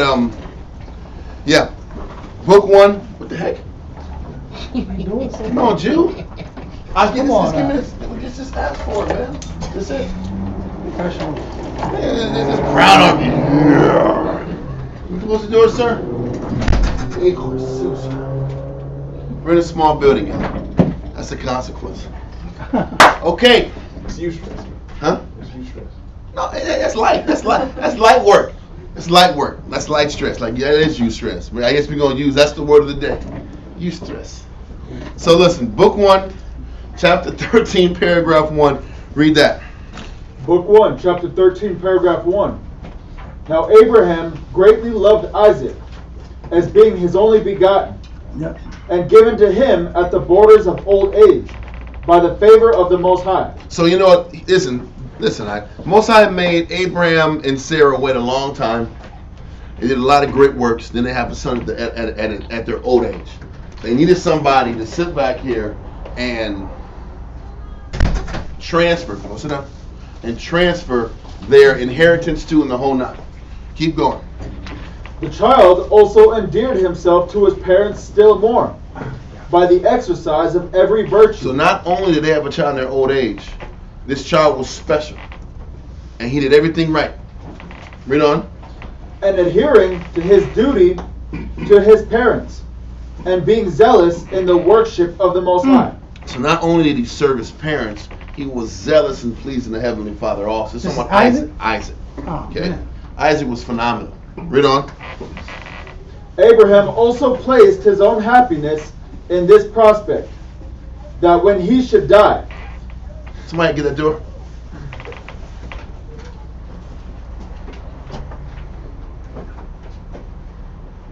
So read that out. Read it again. Abraham what? Abraham also placed his own happiness in this prospect, that when he should die, he should leave this, his son, in a safe and secure condition. So he was happy that when he passed on, his son will be set up and taken care of. And he leaves something for his son to go to the next level and take the family in the family line in the next direction. Read on. Which accordingly he obtained by the will of the Most High. Because the Most High told him that the blessing was going to go through Isaac. It was promised. Read on. Who being desirous to make an experiment of Abraham's religious disposition. So the Most High said, you know what? I want to sit back and make an experiment and test Abraham's religious disposition. Do you think Abraham's the only person that he's determining and looking into their religious disposition? He looks into every single one of our religious or spiritual disposition. What are we made of? What are we really, really made of? Are we self-serving? How are you self-serving? Why do you get up in the morning? What's your reason for getting up? What are you trying to get accomplished? Are you just doing what you're doing just to get a paycheck? Are you doing what you're doing just to get power? To get prestige? To get acceptance from men? Are you just doing this Israelite thing just to get a man? It's a phase. Is this a phase? You doing this Israelite thing to keep a man? You just want friends? Is this like some damn motorcycle gang act? Some Sons of Anarchy type shit act? Mayans? We get this badass vest. We teach the Bible with fringes. That's what we do. I mean, what the Most High is trying to do. What's your reason? What is your reason? Why do you do what you do? And then when I bless you, how do you act? Yeah, exactly. And then when I threaten to take away what I bless you, how do you act? How do you act? Because he had to wait. He was already 99 years old when Mosai said, "You're going to have Isaac." His wife was already past childbearing age when he was promised he was going to have Isaac. They were going to have Isaac, and they had it. She was pregnant way past menopause. So it was a miracle that they had it. Once they had him, they waited. They were in order, got rewarded for their patience, and now Mosai's like, now I'm threatened to take him. How are you going to act? What's going to be your disposition, your outlook towards me when I take what you love so much? What reasoning? And when if I take what I promised you I was going to give you, yeah. Are you going to look at me messed up? Are you going to sit back and be angry at me? Or are you going to sit back and accept the challenge? This is what he's looking at us in everything we do. This is what he cares about. Because a lot of times we'll do this Israelite thing because we're growing. There's stability. Oh yeah. You know what I mean? Things are working out. Good things here. Things are working out. Yeah. But are you going to serve him when things aren't working out the way you want it to work out? Are you going to still have that same motivation to do right if you lose or if you stand to lose? That's what he wants to see in all of us. I got a pull scripture. Yes, sir. Proverbs 20:27. I'm not trying to class off at all. I had to pull this. Proverbs 20:27. Somebody get it? Proverbs chapter 20 and verse 27. Can you say it close to the Proverbs chapter 20 and verse 27. Uh-huh. The spirit of man is the candle of the Most High. The spirit of man is the candle of the Most High. What's the candle for? So you can illuminate the room and see what's in the room. So the spirit is the mind or mentality of man. So the mentality of man is the candle of the Lord. Candles create light. Candles allow you to see what's in the room. Read. Searching all the inward parts of the belly. He wants to search all the what? Inward parts. Inward parts. Because we present one way, but what is the room inside your spirit? In your mental house, in your spiritual house, what's in that room? The inward parts. Read. Mercy and truth. Stop. Searching the inward parts of the what? Of the belly. The belly. The belly is your desire. Yep. Your desire is based on your what? Your reasoning. Yep. Yeah. And this is why the Most High does the things he does. And this is why there has to be an acceptance that all the probing that he's doing is to see where your heart is at so we can bless you more. He can't bless you more if your motivations aren't pure. And can I learn how to see the good and the eustress in everything I'm going through? If I can learn how to see the good in everything, and every stressor is a good stressor, then I can truly learn the power of the Most High. Yeah. Then you can be at peace. Christ said this, in the world you have tribulation, in me you'll find peace.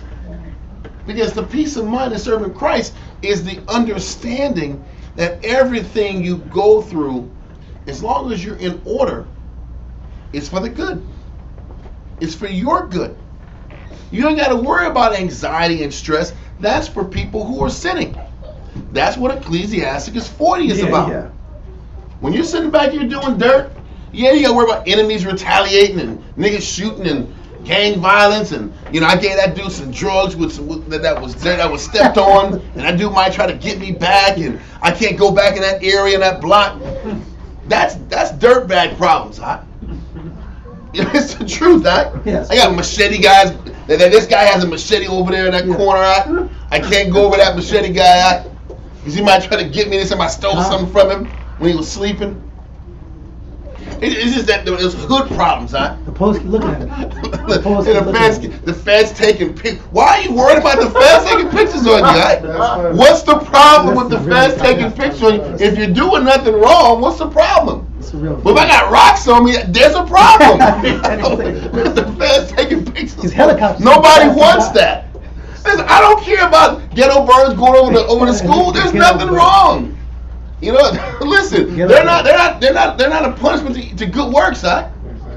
If you're doing dirt, then there's a problem.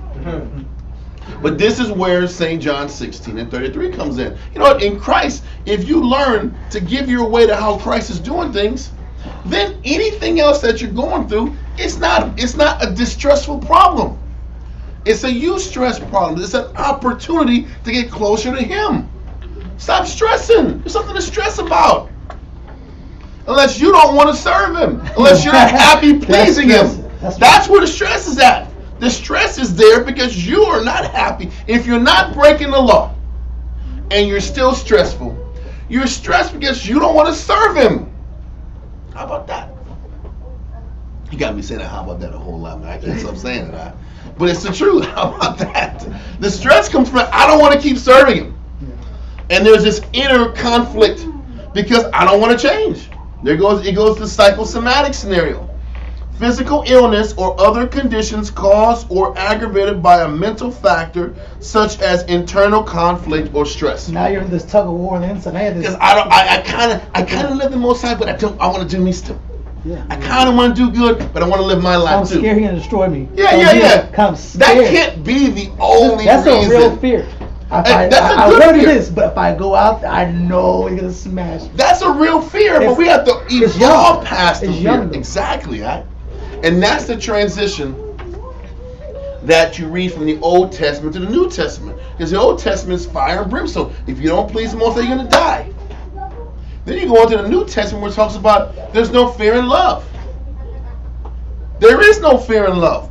But the reality is this. I have to learn fear first to evolve into my motivation being purely out of love. It's a mental and spiritual evolution.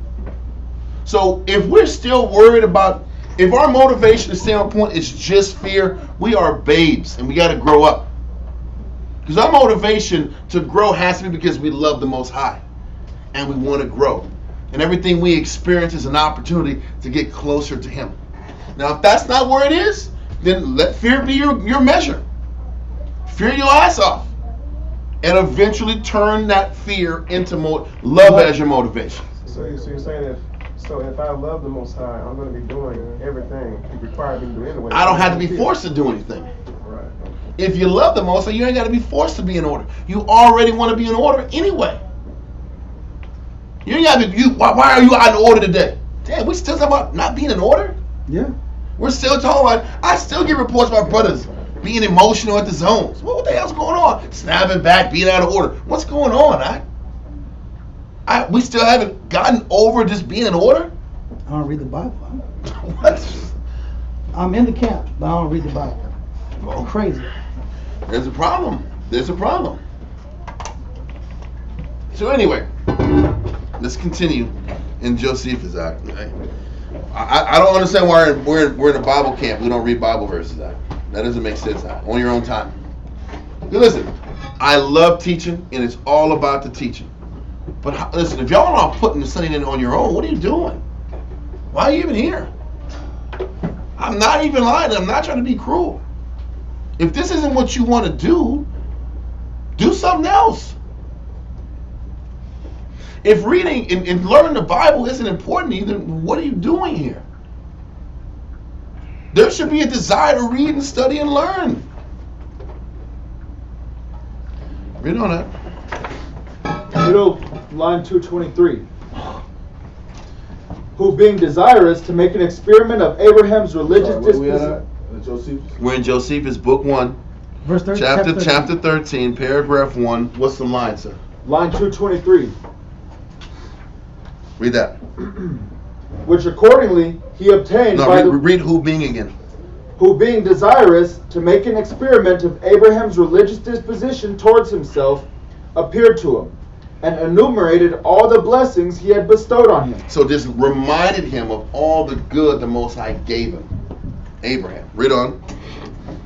How he had made him superior to his enemies, and that his son Isaac, who was the principal part of his present happiness, was derived from him. And he said that he required this son of his as a sacrifice and holy oblation. So he said, I changed my mind. He said, I changed, because listen, I promise you this son's going to carry on your name. And now he's saying he's got to be sacrificed, which means I changed my mind. And he's like, I changed my mind, and I want you to, I want him, because I've been protecting you and looking over you, I want him to. I want him to be my oblation. Read on. Accordingly, he commanded him to carry him to the Mount Moriah. Mount Moriah was that same place we talked about this Saturday, where David made the sacrifice to make sure that death angel would stop bringing pestilence to Israel. Same location. Read on. And to build an altar and offer him for a burnt offering upon it. For that this would best manifest his religious disposition towards him. Now obviously this challenge was was his greatest challenge he had to face in serving the Most High. And if you read about Abraham, he had a constant It kept getting up. challenge. He kept getting challenged. His spiritual or religious disposition kept getting challenged. One situation after another. And every time he was challenged, or his disposition was challenged, he succeeded. And then when he succeeded, he got blessed. He didn't break. He didn't break, but he got blessed. Yeah. But then after he gets blessed, guess what happens? He gets challenged again.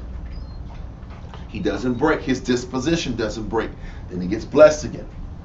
The disposition continues to get challenged. And after each disposition, each challenge of disposition, he succeeds. He passes the test, and he grows. It's the same process that he does with us.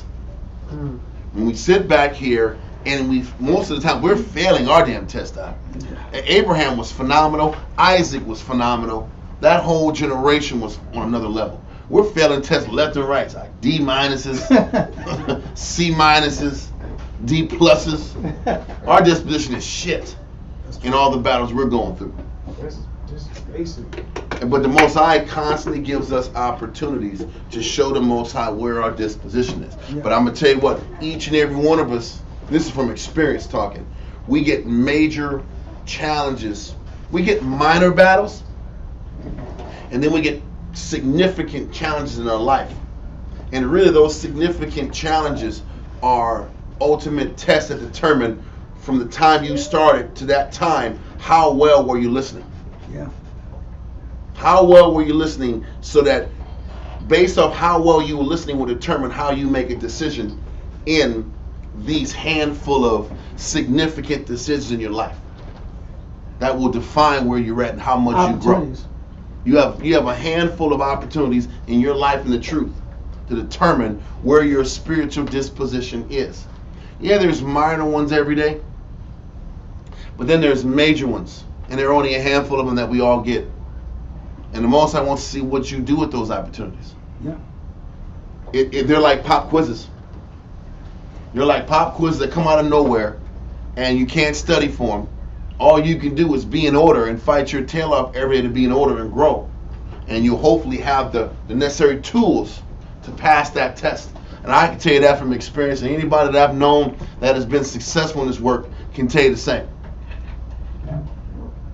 So we should take our time every day to be conscious of this is how the Most High looks at us, and He's trying to give us every opportunity and every tool around to understand this battle. I wish I was given what you guys are given now. I wish I was taught about Eustress and de-stress and all that stuff. That'd have been really great in 1997 and 98, bro. But you know what? It's okay. We went through what we went through. We learned what we learned, and we said it in different words, Come. in different ways. We would say this in different ways, not realizing If these we are were- legitimate medical terms and these are legitimate scenarios. Come. Our experience would explain this, but now we just have words to explain what we were living for 15 to 20 years. But all I can tell you, I'm not going to go through the entire story about Abraham and Isaac and the Most High, but that first chapter is so important for us to understand. This is how he looks at each and every one of us. He's looking at our disposition. Another word for disposition. He's looking at our reasoning. He's looking at you read about the light in the belly, right? Yeah. Proverbs 13 and 20 and 27, no. right? 20 and 27. It was 20 and what did it say? What did it say again? I just want to use a different way that it used to explain the same The thing. spirit of a man is the light of the Most High. Yeah, the spirit of man is the candle of the Lord. And what else? It says, looking at the inward parts. And that's the thing. And the Most High is using that light to see where Inward you're parts. at. What's your motivation? What's your reasoning? What's your disposition? There are multiple ways to explain the same thing. Disposition, reasoning, the belly, Yeah. the light being the candle, sitting back here figuring That's where your out appetite what comes your, from. where's your appetite, what's your motivation? Why do you do what you're doing? Then you sit back here and couple that with Proverbs 23 and 7. As a man thinketh, so is he. How a person decides, how a person chooses, how a person processes his eustress. Yeah. Does he choose to see it as eustress or distress, as a curse or a blessing, a knock or an opportunity? How do you take what the Most High is putting you through? And it's the same exact thing that all men go through. All men go through this experience, but one chooses distress and one chooses eustress. Okay. As a matter of fact, let's do. I'm glad I checked this. Let's look up disposition. I got it right here. 1828. Yeah, all right, I'm right there with you. I was trying to pull it. I want number 4 and number 5. That's what I was going to. Number 4, temper. Hold on, everybody who got it. Number 3 kind of hits it too. A little bit. I want to go 4 and 5, and then we'll go to 3 if you want. You said disposition? Disposition, 1828, number 4, number 5, a little bit of 3 too, but go to the plants. I don't want to go into that. Yeah, give me 4. You got it? Yep. It Read says 4, temper or natural constitution of the mind. Exactly. What is your natural constitution of the mind? Listen, so many people think the Most High is this just overly religious. He's singing and dancing. The Most High is looking at your mind and your brain and how you process things and how you think. He's not, I really want to, I tried. He ain't looking at that. He ain't looking at your try, looking at how you thought. Did you fight? Did you choose to see the good in scenarios? What mental path did you choose? What temperament did you hold on to? Were you just entertaining negative thoughts the whole time? If you were, these are the reasons why he doesn't bless you. It's the works, but it's the thoughts behind the work that the Most High is really looking at. Read that 4 again. We're going to go to 5. 4, the second part of 4 is correct. Read 4 from the top. Temper or natural constitution of the mind as an amiable mind is a mind that's willing to go with the flow or accept. Do you got the kind of mindset that's just going to accept what the Most High wants you to go through? Amiable is pliable. Am I going to be adaptable to what the Most High is trying to put me through? Or an irritable disposition. There's the difference. And ask yourself, how are you an irritable dude when you're asked to change? Are you irritated? When you are you irritated when the Most High has got you in a situation where you have to change? You're on stage. Irritated, vexed, angry, emotional, moody, temperamental. Are you temperamental when the Most High is putting you through things, or are you amiable or pliable or adaptable when the Most High is putting you through difficulties? That's what he's trying to determine to see if you're really worthy to get closer to him or not. Or that's what he's determining to see how serious you are about pleasing him. We can all talk smack about I love the Most High and I want to serve the Most High. He's like, the proof is in the pudding. How hard do you work to change your attitude, to fix your face, so to speak? All these lessons our parents told us. Fix your face. Do your attitude. Don't just sit back here and do it with an attitude. If you slam one more tour boy, I'm gonna whip your ass. Remember those stories? Yep. Remember that time? Yep. The Most High is the same way. You're serving me, but you're stomping and you're angry and you're emotional and you're pissed off, but you're doing it and you think the Most High is going to be happy with it? You're out of bounds, You're out of bounds, man. If you don't learn how to do things, he says he loves a what kind of giver? Cheerful. That's an amiable giver. Yeah. That's a person who's okay and acceptant of what he's going through, he or she is going through. But too many times we serve the Most High and we're angry and we're bitter and we're not amiable. We're pissed, we're irritable, and if I'm serving the Most High and I'm irritable doing my job, you think he's going to accept that effort? No. That effort is not acceptable. So you wonder why. If you're wondering why you're not getting blessed, these are the reasons. They're very clear. If I'm serving with anger and malice and frustration, he's not going to really work with you that way. He's not going to bless you until you start to fix it. The good thing is, we're finally judged at the end. The scary thing is, the end is close. How about that? So we don't have many more years to fix this. We better fix it now. We don't have time like this. Didn't the Most High say in 2 Corinthians 8, we're supposed to be forward a year ago? We got to be ahead of schedule. We're pulling up the rear when it comes to attitude and disposition. Read verse the fifth definition. The fifth definition. It says inclination, propensity. What is your propensity when you're told no? What are you inclined to do when you're told no, you got to wait? What is your inclination when you're told that whatever plans you got, scrap them? Change to the fly. What is your inclination? What is your propensity, which is your habits? What is your habits when you got to sit back here and you're tired and you got to do more on the fly? When you just took your shoes off, whether you got a call to sit back and do more work for the Most High, or you have needs to help at the house. What is your propensity to do? Shit! I don't want to do this. That irritation is what the Most High is looking at. Right or wrong? This is what these definitions and these words mean. More than He's looking at disposition, not just did I do it. Because we want to be lazy ass servants. Don't forget, we're servants. We talked about that last Wednesday. We want to be bad servants. We talked about, servants serve too. They're just bad at it. Yeah. They're slaves and they're servants. But that's the point. But we're supposed to be willing to do this. We're going to want to do this. There has to be a desire to do right, not irritation and vexation to put in first. Read on. It says, the temper or frame of mind as directed to particular objects. Most High is trying to see our temper and our frame of mind while serving the Most High. How long can you serve the Most High with a smile on your face? When this is the camp focus, when this is the home focus, when this is the current moment that the focus is at. The ebbs and flows of what's needed in the body. Because the focus changes. The focus, one day is all about studying, one day is all about working out, one day is all about moves, one day is all about teaching. And this is where Israel always has their problem. Some Israel, when it's study time, they love it. And it's work time, they hate it. Others, when it's work time, let's do it for the body. But when it's study time, they hate it.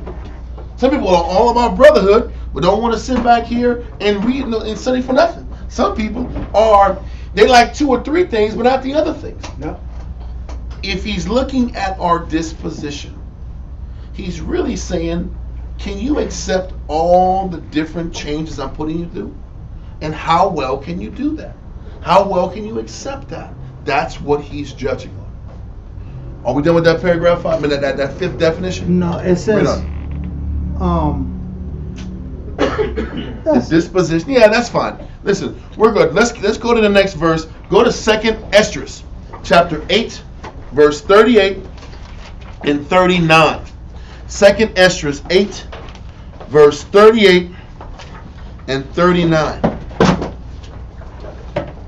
2nd Ezra, chapter 8 and verse 38.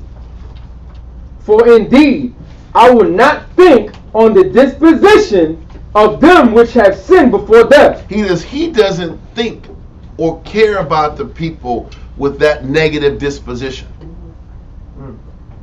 Read verse 38 again. Scary. Second Ezra chapter 8 and verse 38 from the top. I need that yellow. Y'all got a yellow marker? I thought I brought mine. I didn't, I guess. I got orange and blue. I'll take the orange. I got yellow. Okay. I know how it is. Yellow. Well, I got it here. I got it. Throw it. Because I told myself I was going to yellow this out. Give me that again from the top, 38. Yes, sir. For indeed, I will not think on the disposition of them which have sinned before death, before judgment, before destruction. He says he's not thinking about those guys who have these negative dispositions. That's scary, man. We went through all the explanations about disposition, outlook. He says, all y'all complainers, I'm not thinking about y'all at the time of judgment. How about that scary shit? The complainers, the ones who are irritated serving me, the ones who are vexed serving me, I'm not thinking about y'all at the time of judgment. You don't want the Most High not thinking about you or considering you at judgment time. Scary. All of us that are complaining and pissed that we got to serve the Most High, then the Most High is just going to be forgetting about you. You got something to say when it really counts. You got something to say when they're instructed. They got something to say. God, you don't remember that. You don't remember that because he's going to remember it and then forget you. He's going to remember you had the attitude and then forget you like that. Oh, you was the one else. Don't worry about it. Do what you got to do. Satan, get him. Take him. I don't want this dude. Most High's a man of war. He's a man, There's mercy and there's love there, but you know what? If I'm going to serve the Most High irritated and vexed, then don't trip when he forgets you. Read verse 39. Come.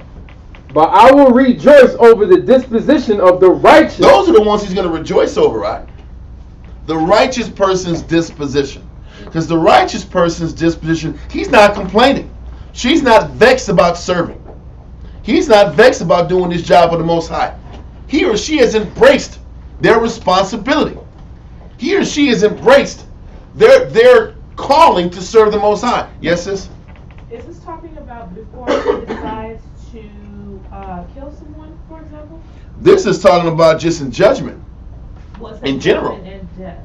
Mm-hmm. So I'm wondering, for example, if you are sinning before the Most High decides that he's going to take you off this earth, and you have been, sinning, does that mean that he's not going to remember you prior to him taking you out? Yes. Or does it only pertain to judgment? If you're sinning, you're done. Because it tells you about in Ezekiel how all of the righteousness that you did is not going to be counted for righteousness in the day of sin. Yeah, 33. Yes, 33, Ezekiel 30. I'm not going to go there, but when you were living righteous and you decided to sin, all that good that you did is forgotten in your time of death or judgment. So this is death or judgment. It's the same point. Whether I'm about to die, I'm gonna still be judged by what I'm doing at that time. If my disposition was good and then it got bad, he's going to be judging us at the end. That's why I talked about the end is better than the what? The beginning. The end of a thing. So this is about how long can you sustain this righteous disposition. Every one of us, listen, a broke clock is right twice a day. Right. You heard about that one? So just because you had a positive outlook on Thursday and another one on Sunday doesn't mean that you're in. You got to sit back and commit to that righteous disposition. It's the truth. But he says that negative disposition, he just discounts you. And he embraces the righteous disposition. He's looking at how we look at things.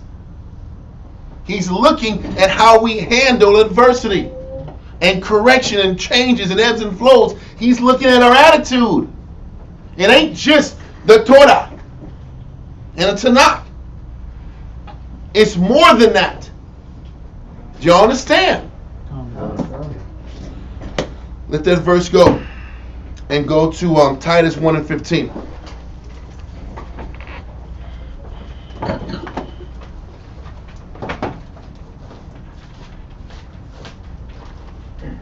Titus chapter 1 and verse 15. 15 and 16. Read it. Con. Hold on, let me put it on the.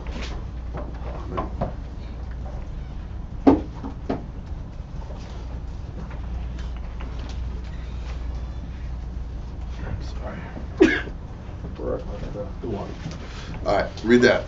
Con. Titus chapter 1, verse 15 reads, Unto the pure all things are pure, but unto them that are defiled and unbelieving is nothing pure. And we just read in 2 Ezra 8 about that person who can't see the good in things, who has impure thoughts, and most I don't want nothing to do with them. So this is very important that we learn how to see the pureness in things. And going back to the title of the class, how we deal with stress management still deals with, can I sit back here and see the eustress in my environment? You know, a good class to go kind of pattern off of this is a Fruits of the Spirit class. Because really, we have to start training ourselves how to look at the different stress in our life and determine, okay, it's trying to teach us patience, trying to teach me long suffering, mercy, humility, diligence, joy. What is he teaching me through this different set of stress? What I don't know if you guys get it, but this is why we have to study so much. This is why you have to take and register and deal with things out in the real world and bring them back to biblical customs and concepts. And this is why you need teachers that can say, okay, if you're talking about this and this and this, a teacher can sit there and say, hey, the Mosiah is teaching you about this fruit of the Spirit. He's trying to teach you about mercy or long suffering or humility. So then you take the counsel and you go studying on humility, and you tie in how what you're going through ties in to lessons about humility. That's how I can take a counsel and bring it into a reality for me to feed my spirit. This is how you do it. This is the actual working process to it, to where you can actually live the Bible versus just making this church. Because this class can power everybody up in class, but if you're not counseling and downloading on a daily basis, listen, I'm going to say this. We keep talking about temperament and disposition. You know how easy it is to get a negative outlook? It's too easy. And this is why you got to counsel consistently. Pray without ceasing. Communicate. Study. Be instant in season and out of season. This is why these are the reasons you got to read the book. Because if not, your disposition will fail. Your outlook will go south. And you will break down mentally and spiritually. This is why you study. This is why you're honest and open with your elders. This is why we tell sisters to counsel with elder sisters. You're not going to figure this shit out on your own. You're not going to master your temperament on your own, being a young person in this knowledge. You're not going to figure it out. Stop lying to yourself. You're going to get it being around and communicating with experienced people that have overcome what you haven't overcome. So, read verse 15 again from the top. Gone. Titus chapter 1 and verse 15 from the top. Unto the pure all things are pure, but unto them that are defiled and unbelieving is nothing pure. But even their mind and conscience is defiled. Their mind and their conscience is defiled. Christ came to sit back here and teach us a pure conscience. And we talked about it, read that yesterday, Christ came to give us a pure conscience. He's saying these defiled minds, their consciences are pure and defiled. They can't be worked with. Read on. They profess that they know the Most High, but in works they deny Him. Exactly. Because you know what? To work on your mind, to fix your outlook is work. To change your disposition is real work. That's real works. So if I'm not working on my disposition, I'm not changing my outlook and my temperament and my reasoning, then I'm not doing my work. I'm not putting in the work. People can profess they love the Most High. People can profess they're locked in. But if you're not working on how you look at things and how you process things and how you reason things, then you're not doing your job. Read on. Listen, it takes a lot more than smiling and playing banjos, and just being around class to get your spirit fixed as you're seeing. There's a lot of people that are taught religion, but they're not taught how to build their spirit up in Christ and how to actually get it done. What we're going over today is the nuts and bolts of how to conquer your sentiment and your outlook and your filthy mind. If as a man think it's so easy, if you don't go at the source of the sickness, you'll never rehabilitate. If you don't go after that defiled outlook, I don't give a damn what you do for the Most High. It's going to be defiled. He's not going to receive it. We read that in 2nd Esdras. What was that word? What was the word exactly again? That negative disposition. Yeah. Negative disposition, wicked outlook is the same thing. He's not regarding you. Because the crazy thing is the Most High wanted that fleshy heart. That was in Hebrews. That's why he came down, to develop that consciousness of the Heavenly Father. Because back in Esdras, back in the beginning time, you read in Esdras how, I think it's Esdras 4, 2nd Esdras 4, we were just black-hearted. We had the law, but we had no consciousness towards the Most High. We didn't have no love in our heart. Yes. 2nd Esdras 3 then. Your 2nd Esdras 3. We had that black-heartedness. Christ came down to sit back and remove that malignant root, that negative out of our spirit, that negative consciousness, that negative outlook. And that's what Christ is coming down was all about, to teach us how to look at things in a proper light. But we don't understand that the Most High is, there was only a handful of men back in those days that had a pure conscience. Abraham, Isaac, Jacob, David. There's only Josiah. There's only a handful of Joshua. There's only a handful of people that had a pure sentiment back then. But Christ came down to teach the populace how to have a better outlook towards the Most High, towards our service to the Most High. Did we finish verse 16, sir? No, sir. Read on. From the top? Yep. Come on. Titus chapter 1 and verse 16 from the top. They profess that they know the Most High, but in works they deny Him, being abominable and disobedient, and unto every good work reprobate. Go to Ecclesiasticus in the Apocrypha, chapter 1 and verse 23.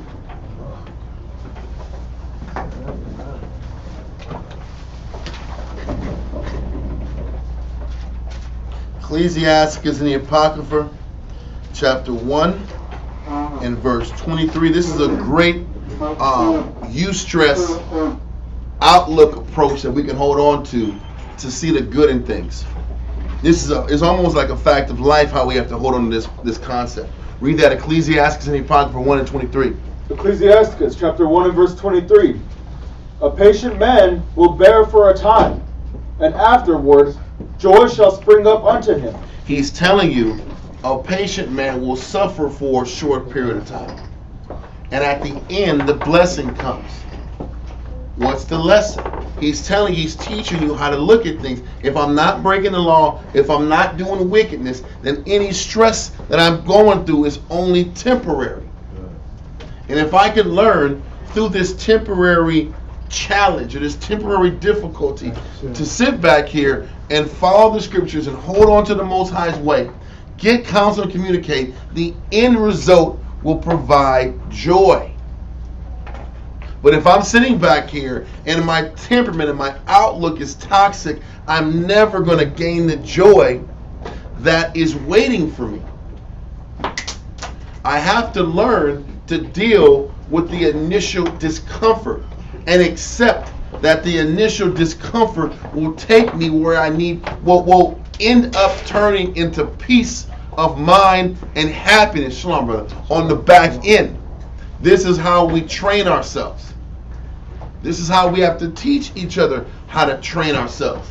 The initial difficulty is there. Weather through it, and there'll be peace and joy on the back end.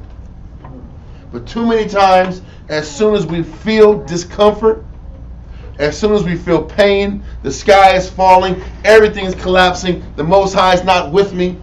Now I'm stressing out. Now I'm sick. Now I'm throwing up. Now I got ulcers.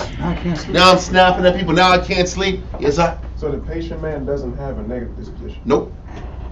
Because he knows, because he understands what waiting is all about. If I have the right disposition, I can wait without emotion. Listen, a watch pot never boils, right? The key to make sure your pot boils is not to think about it anymore.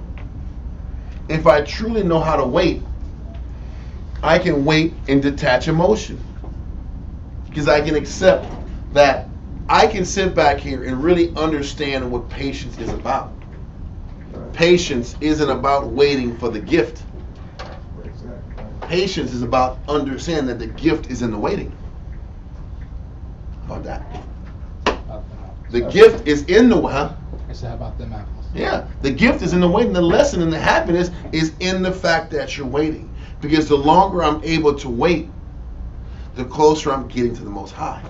Now I am abounding in patience.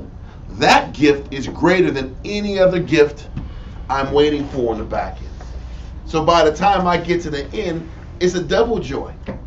I'm learning how to expand and expound in my patience, and I got the reward for waiting. Yes, sir. Would it be safe to say that the longer I'm waiting is me knowing that the closer I'm getting to the Most High? And that's the point. Okay. Because the Most High, listen, that is part of the fruits of the Spirit. These are the things the Most High wants me to value.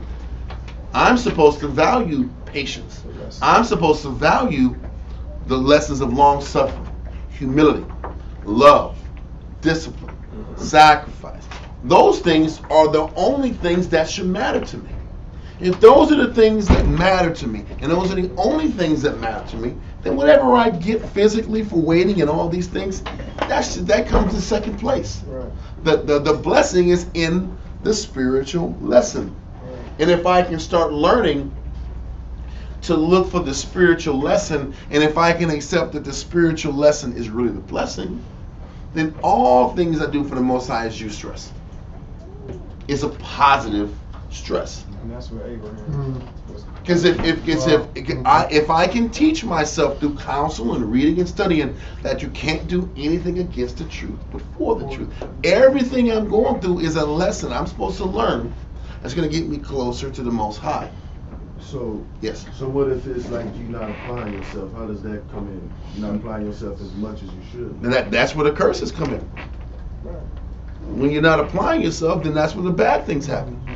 And that's why I said, when you're not doing what you're supposed to do, then you're going to get negatively rewarded for the things you're not doing right. You get negative outcomes. You get negative outcomes when you're not doing what you're supposed to do. The righteous things are for the righteous, and the wicked things are for the wicked. God, and this is what I said. I can't give an answer for being patient, for getting corrected for some shit you did wrong.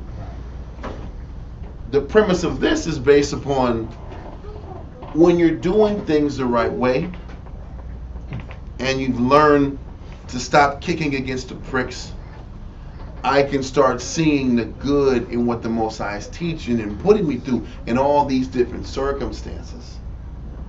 That's the thing. All any of us can focus on is rehearsing the righteous acts, is to change what we've made mistakes in.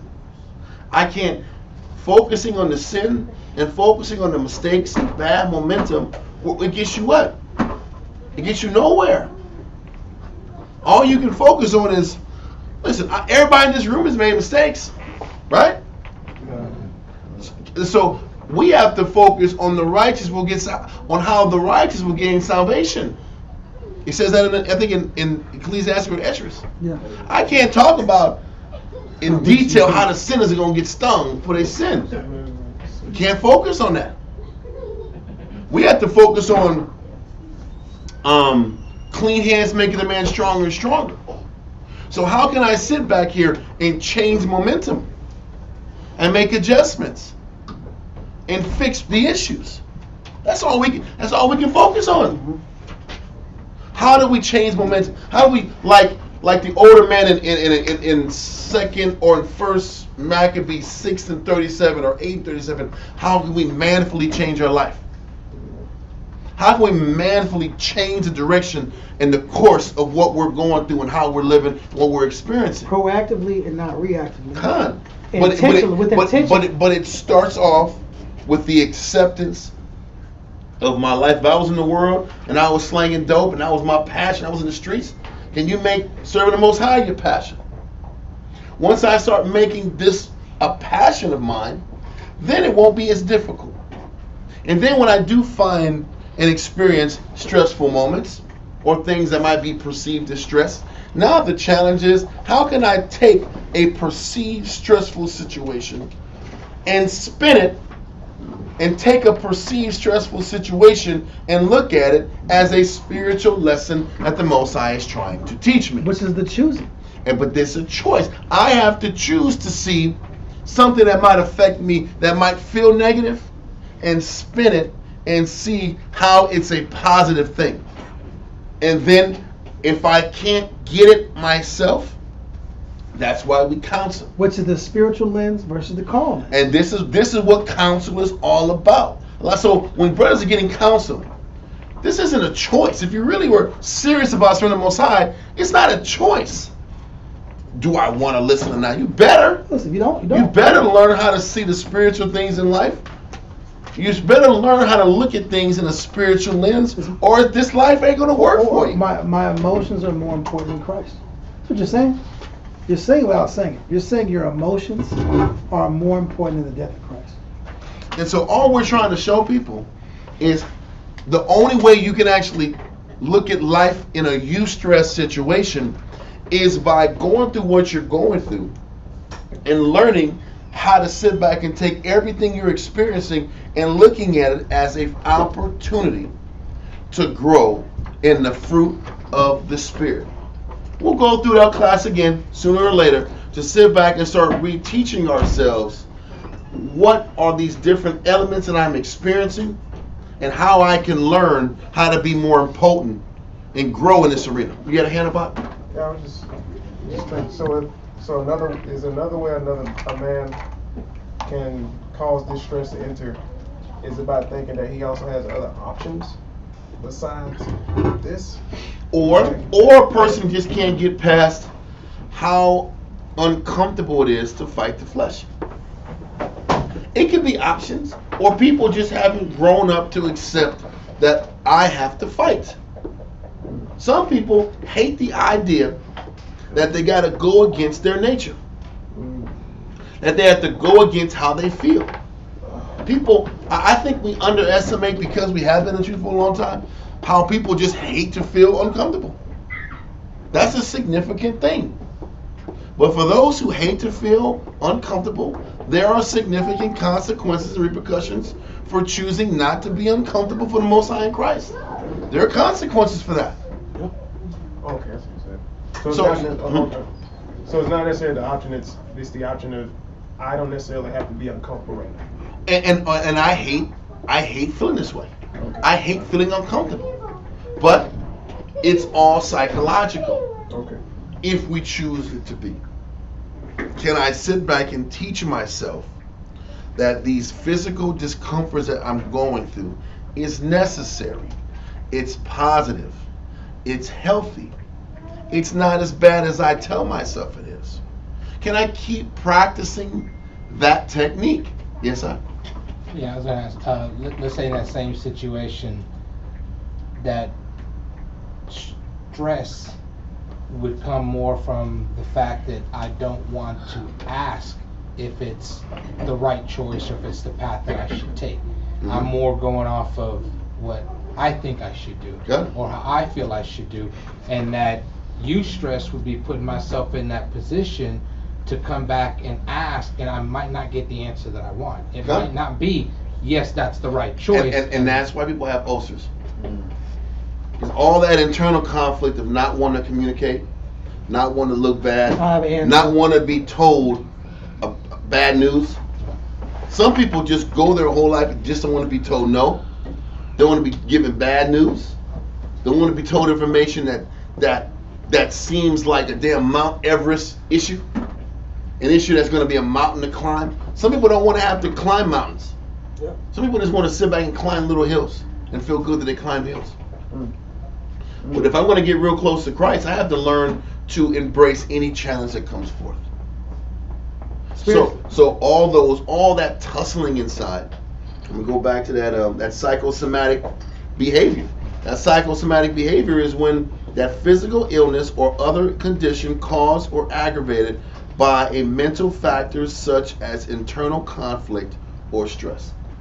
When I'm sitting back here internally conflicted, not sure if I want to communicate, not sure if I want to counsel, not sure if I want to confess what's going on with me, that heightens the stress and it prolongs the lesson.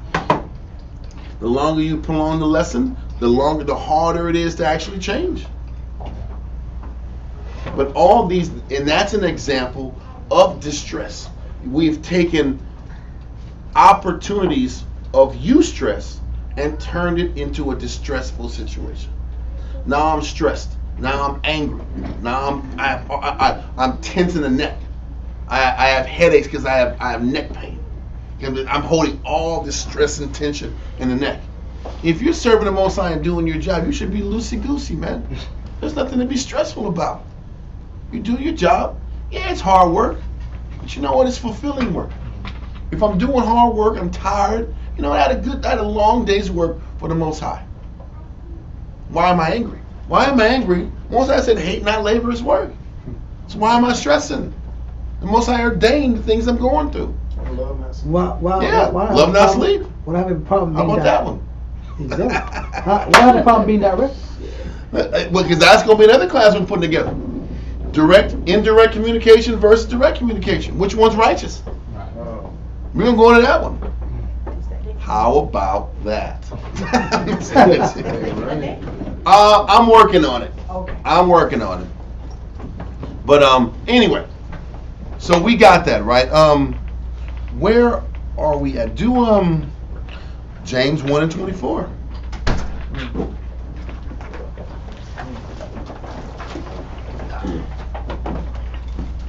Did I say 1 and 2 and 24? James 1, verse 2 through 4. That's what I meant, not 24. There's no 24, James, I don't think. James chapter 1 and verse 2. Give me a second real quick, sir. It is? Okay, that's where it goes. I'm far. Yeah, so that's James. The epitome of this concept. I know, that's the point. That's the epitome of this is the climax of what embracing eustress is. James 1 and 2 through 4. James chapter 1 and verse 2. My brethren, count it all joy when ye fall into diverse temptations. Listen, diverse temptations equals stress. There you go. So the scripture says I should find joy when I'm faced with stress. And the only way I can find joy when I'm faced with stress is based on if I choose to look at it as a eustress opportunity. Can I look at the stress that I'm going through? And let's go back into the definition of eustress. Eustress is positive stress that comes from positive challenges or exciting experiences. Can I look at my servitude for the Most High as an exciting experience? Can I look at EUSTRESS?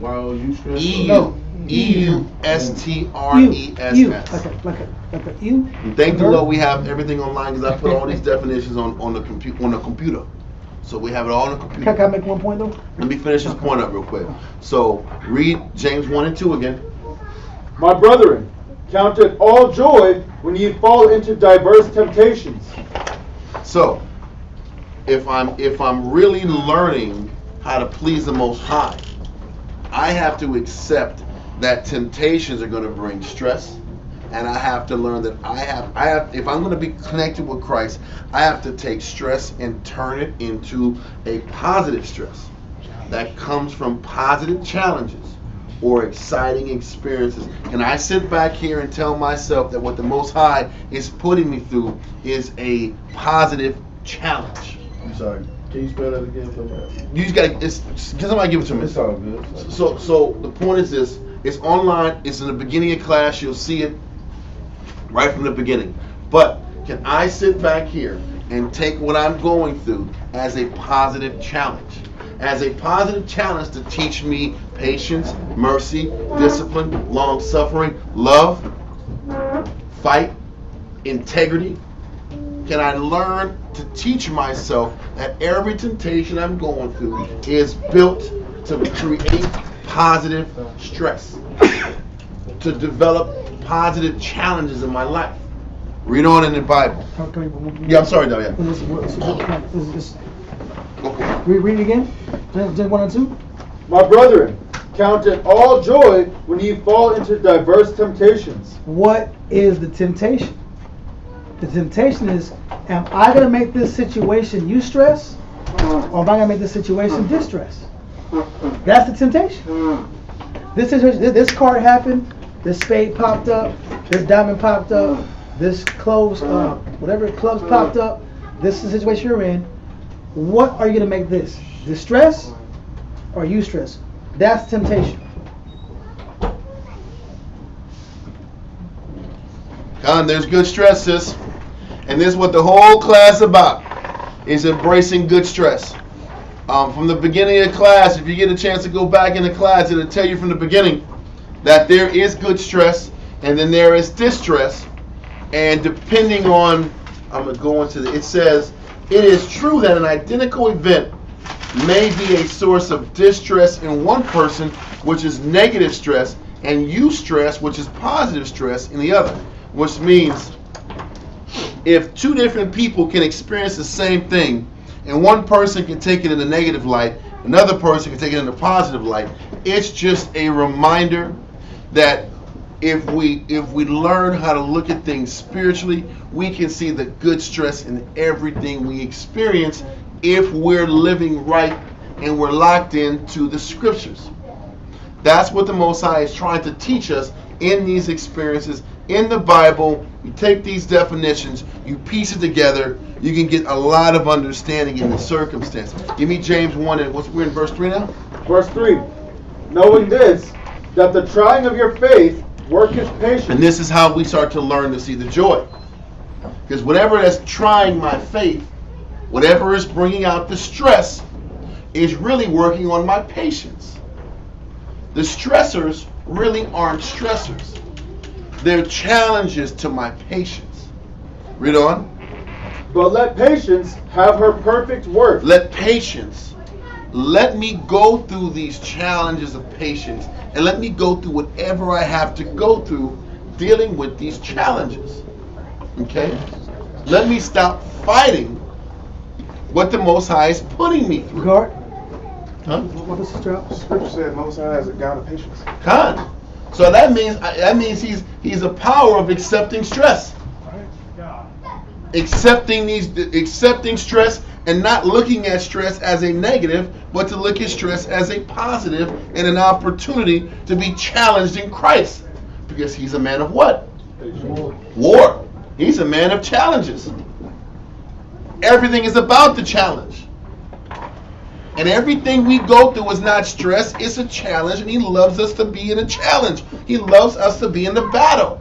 So we have to accept that our life is about it is about a succession of spiritual challenges that we face. And can we accept that that's what he meant for us as being his servants? Read on, sir. That you may be perfect and entire, wanting nothing. That's how you learn how to be perfect in Christ. Were we perfect in our temperament? Were we perfect in our disposition? Were we perfect in our reasoning? Were we accepting the challenge? Were we accepting every challenge the Most High put in front of us? Don't you see how this concept surpasses the law? And all the teachings of Christ wasn't about taking away from the law. It was about teaching us the next lesson once you got past the basic minutia of the law. Next stage. Once you understood the law, this was what was next. Can you accept the challenges that he provided in front of you on a daily basis, and did you embrace it? Or did you fight it? Yes, my Lord. Never mind. I was just gonna ask about that what and nothing part. Like what's like than wanting nothing. Not lacking. So it says, read verse 4 from the top again. But let patience have her perfect work, that ye may be perfect and entire, wanting nothing. Lacking nothing, wanting nothing, being at complete peace. Which is considered patience. Being at complete peace. I'd rather that be the way. Being at peace with your circumstance. Yeah. How many times are we sitting back here aggravated in our own skin, in our situation? How many times are we angry that we're going through what we're going through, angry and not at peace with our circumstance? I'm pissed. That's a person who's wanting. Hey, you want something. You want out. You want the hell out. You want control. You want out. That's what the hell I want. Exactly. So wanting nothing is I am completely acceptant of my condition. I accept my condition. I accept what I'm going through. There's no more inward tussle. There's no more inward tussle. I'm not fighting. I'm not sick anymore either. Yeah. Because that psychosomatic scenario was an internal conflict. If I've accepted, if I have owned up to the challenges, and I can see my life in a Eustress in perspective, now I'm at peace. There's no more fighting anymore. The Most High's got me here. So let me be perfect in this. Let me work on being perfect in my situation. If I got to work on my studying, then that's just what it is. Every day I'm going to study. If the Most High wants me to learn my patience and humility, then I'm just going to learn to follow. That's my situation. Let me stop fighting it. That's how I'm perfect and wanting nothing. There's no more inward struggle. That's it. That's how in Christ you'll have peace. The reason we don't got peace in us because we ain't accepted Christ all the way. That's why we're not at peace. He says, if you accept my way, you'll be at peace. If you still got conflict and I got oceans all them day long and headaches and migraines and I'm angry and I'm hot and cold at the same time and I'm vexed. Not amiable. I'm not amiable, which means the Most High has checked out my disposition and I am found wanting. Okay. Are we finished with verse 4 yet? Come. Okay, let that go. And go to Colossians 1 and 10 and 11, and give me James 5 and 10 through 11.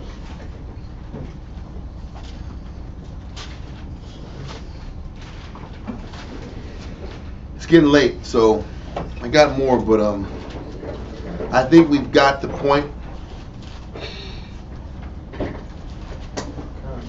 Read Colossians chapter 1. Verse 10 through 11.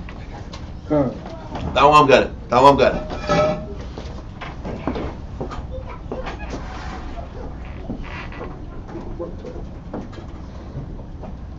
Colossians chapter 1 and verse 10.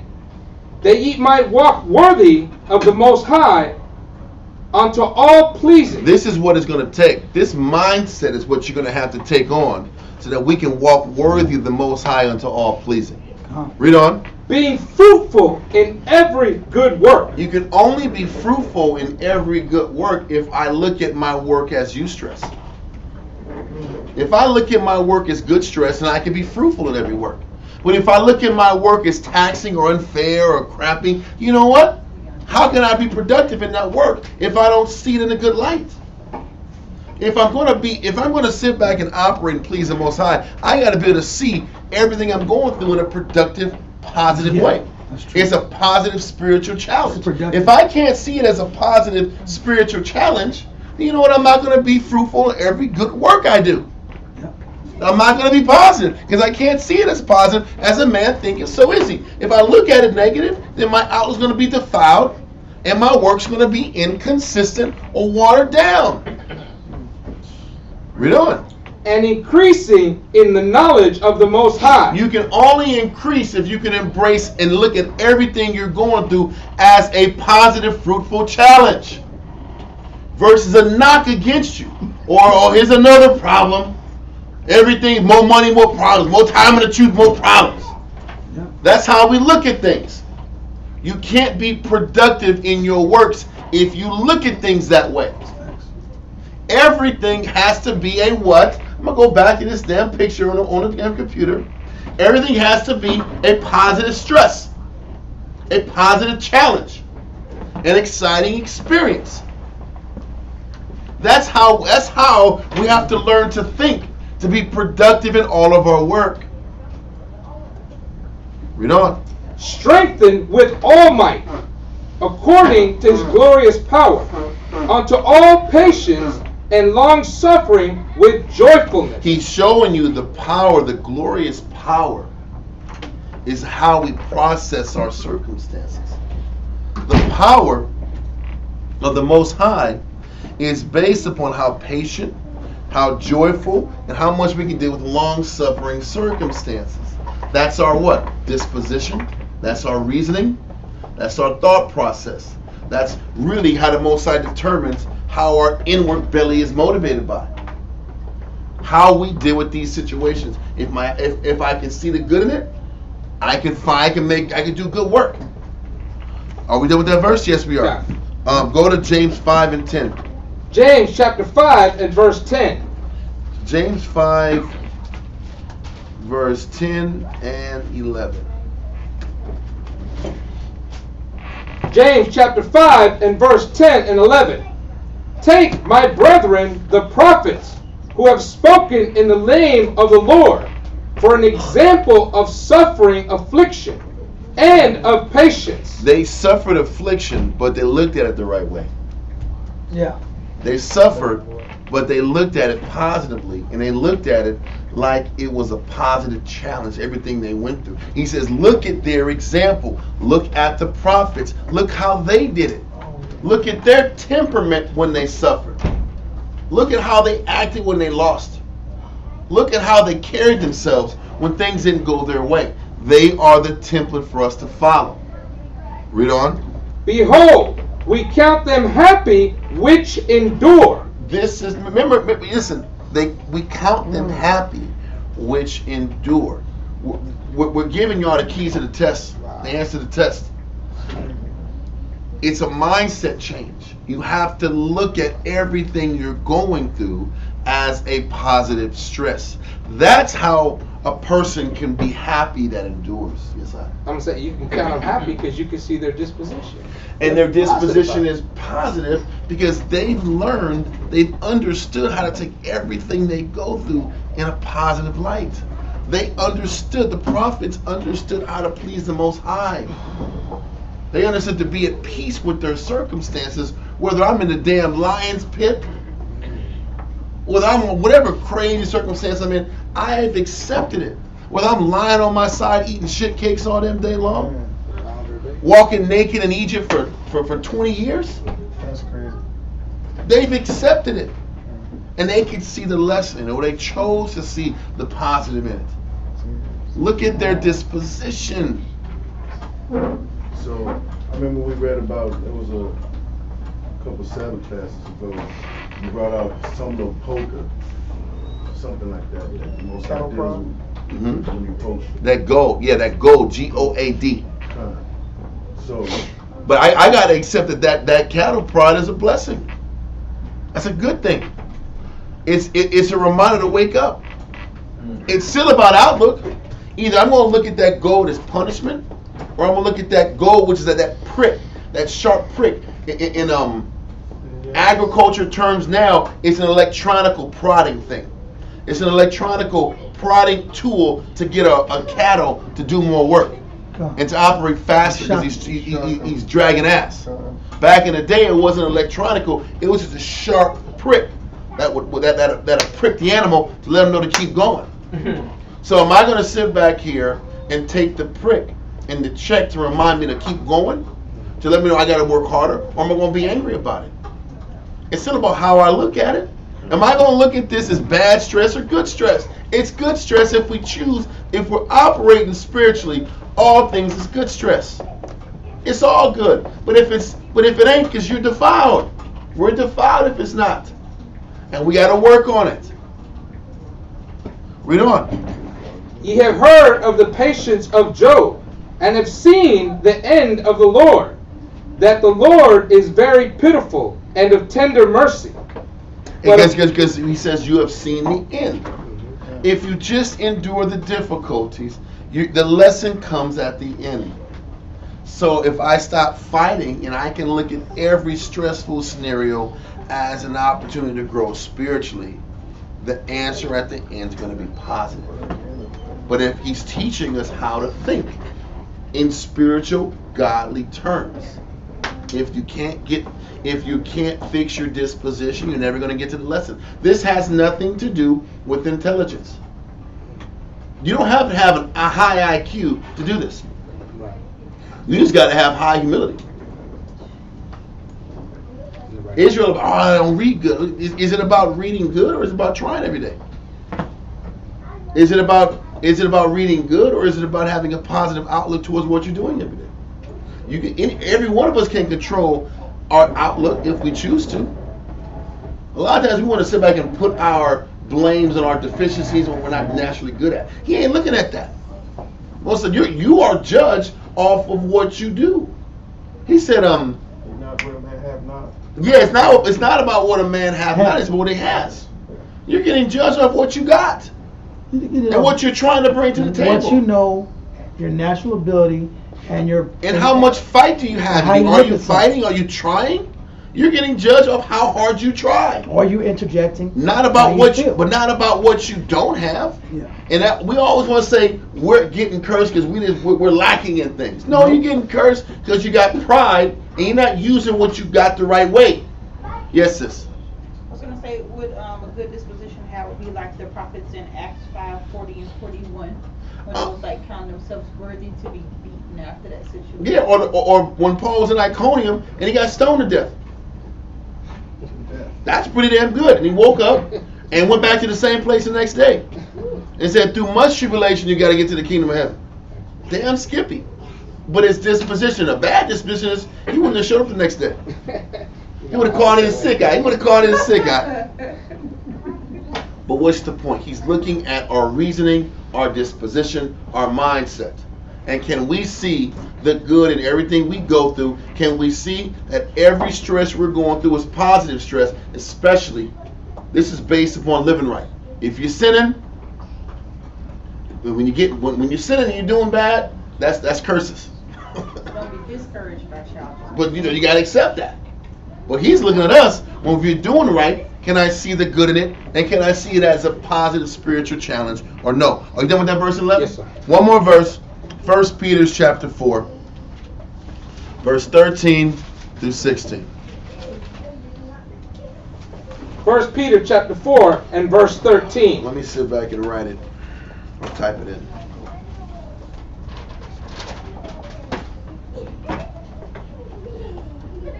All right, let's do it. 1 Peter chapter 4 and verse 13. But rejoice inasmuch as ye are partakers of Yahushua's sufferings.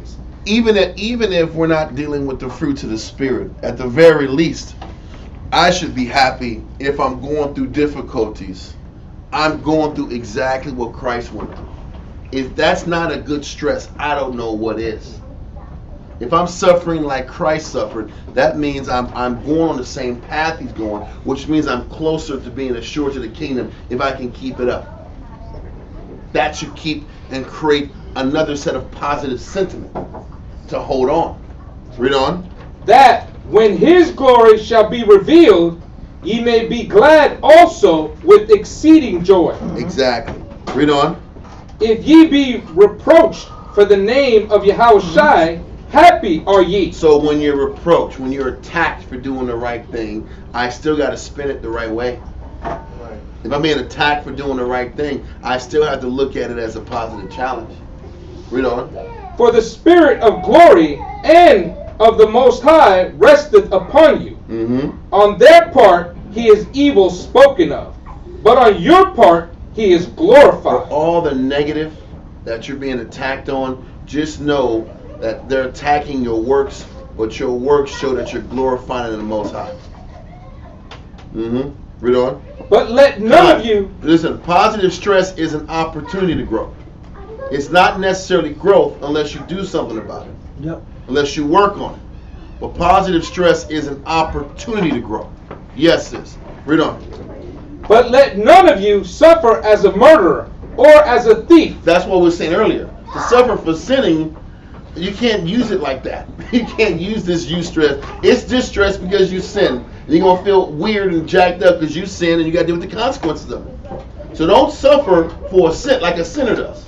Suffer for doing things the right way. It's like somebody who don't listen and reject. Yeah. You don't want to suffer for the guy that's not listening. Because you're rejecting for a rebellious man. You're rejecting counsel and you're about your feelings. And you can't spin that in a positive way. You know, when you're getting stung for wickedness, people want to spin it positively that way.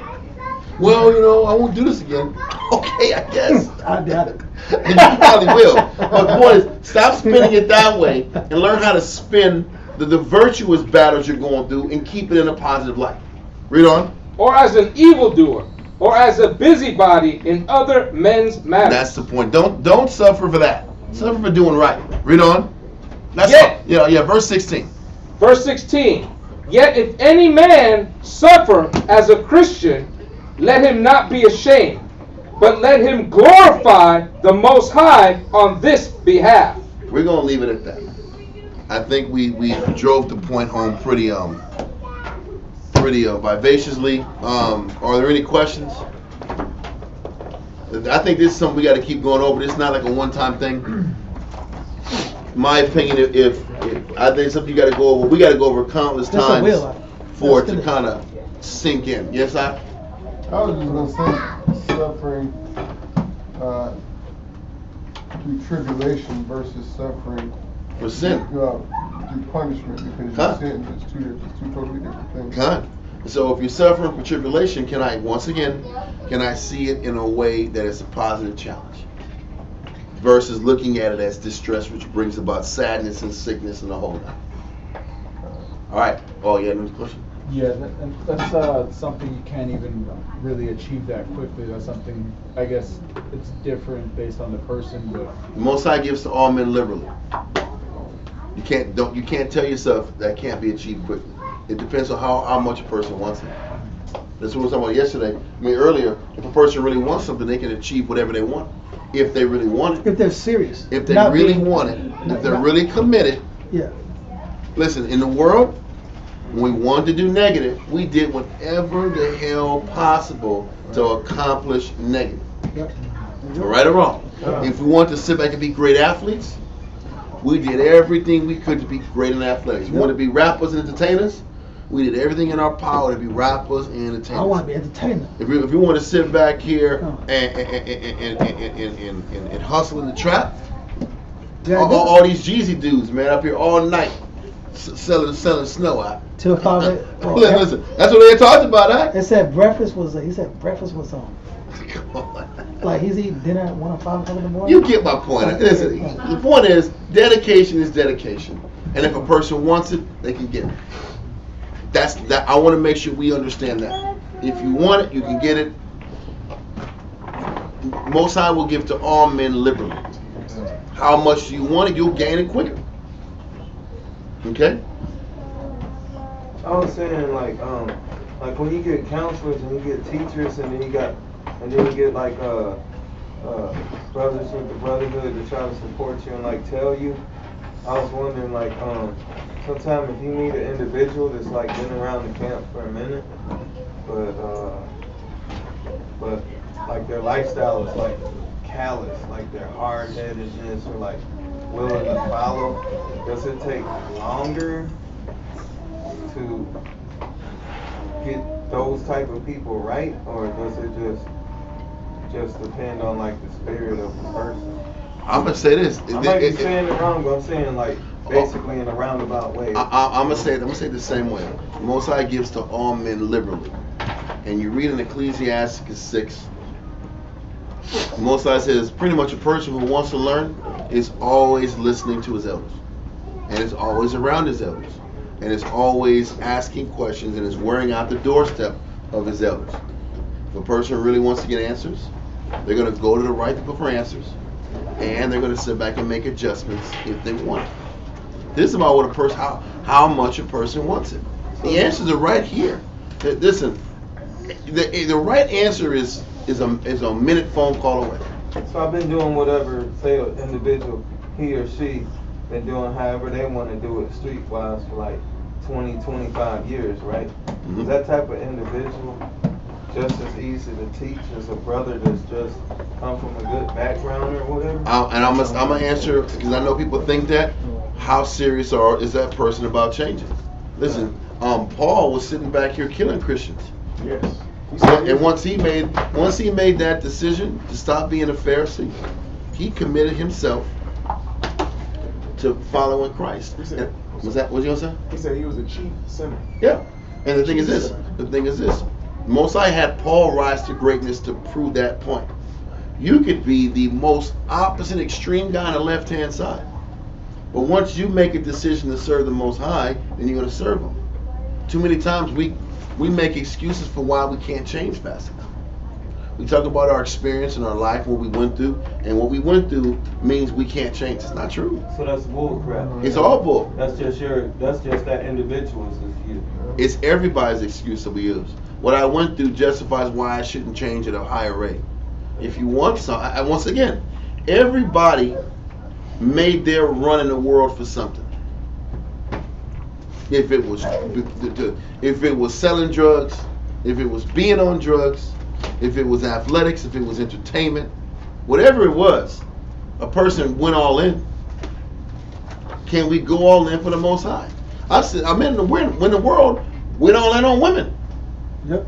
And they sat back here and conformed and changed and served and went through changes. We can't do that for the Most High. That's the point. I don't want to. We're good. I'm not going to say any more questions because it might be like 5 more questions. Yeah. I'm going to set it off. All right. Listen, Shalom Israel. It's almost 11. If you missed the class, you need to watch from the beginning. Listen, watch it from the beginning and watch as much as you need to. But Israel, Shalom. The water for tuning in. Shalom Shalom. Got y'all on Wednesday. Shalom.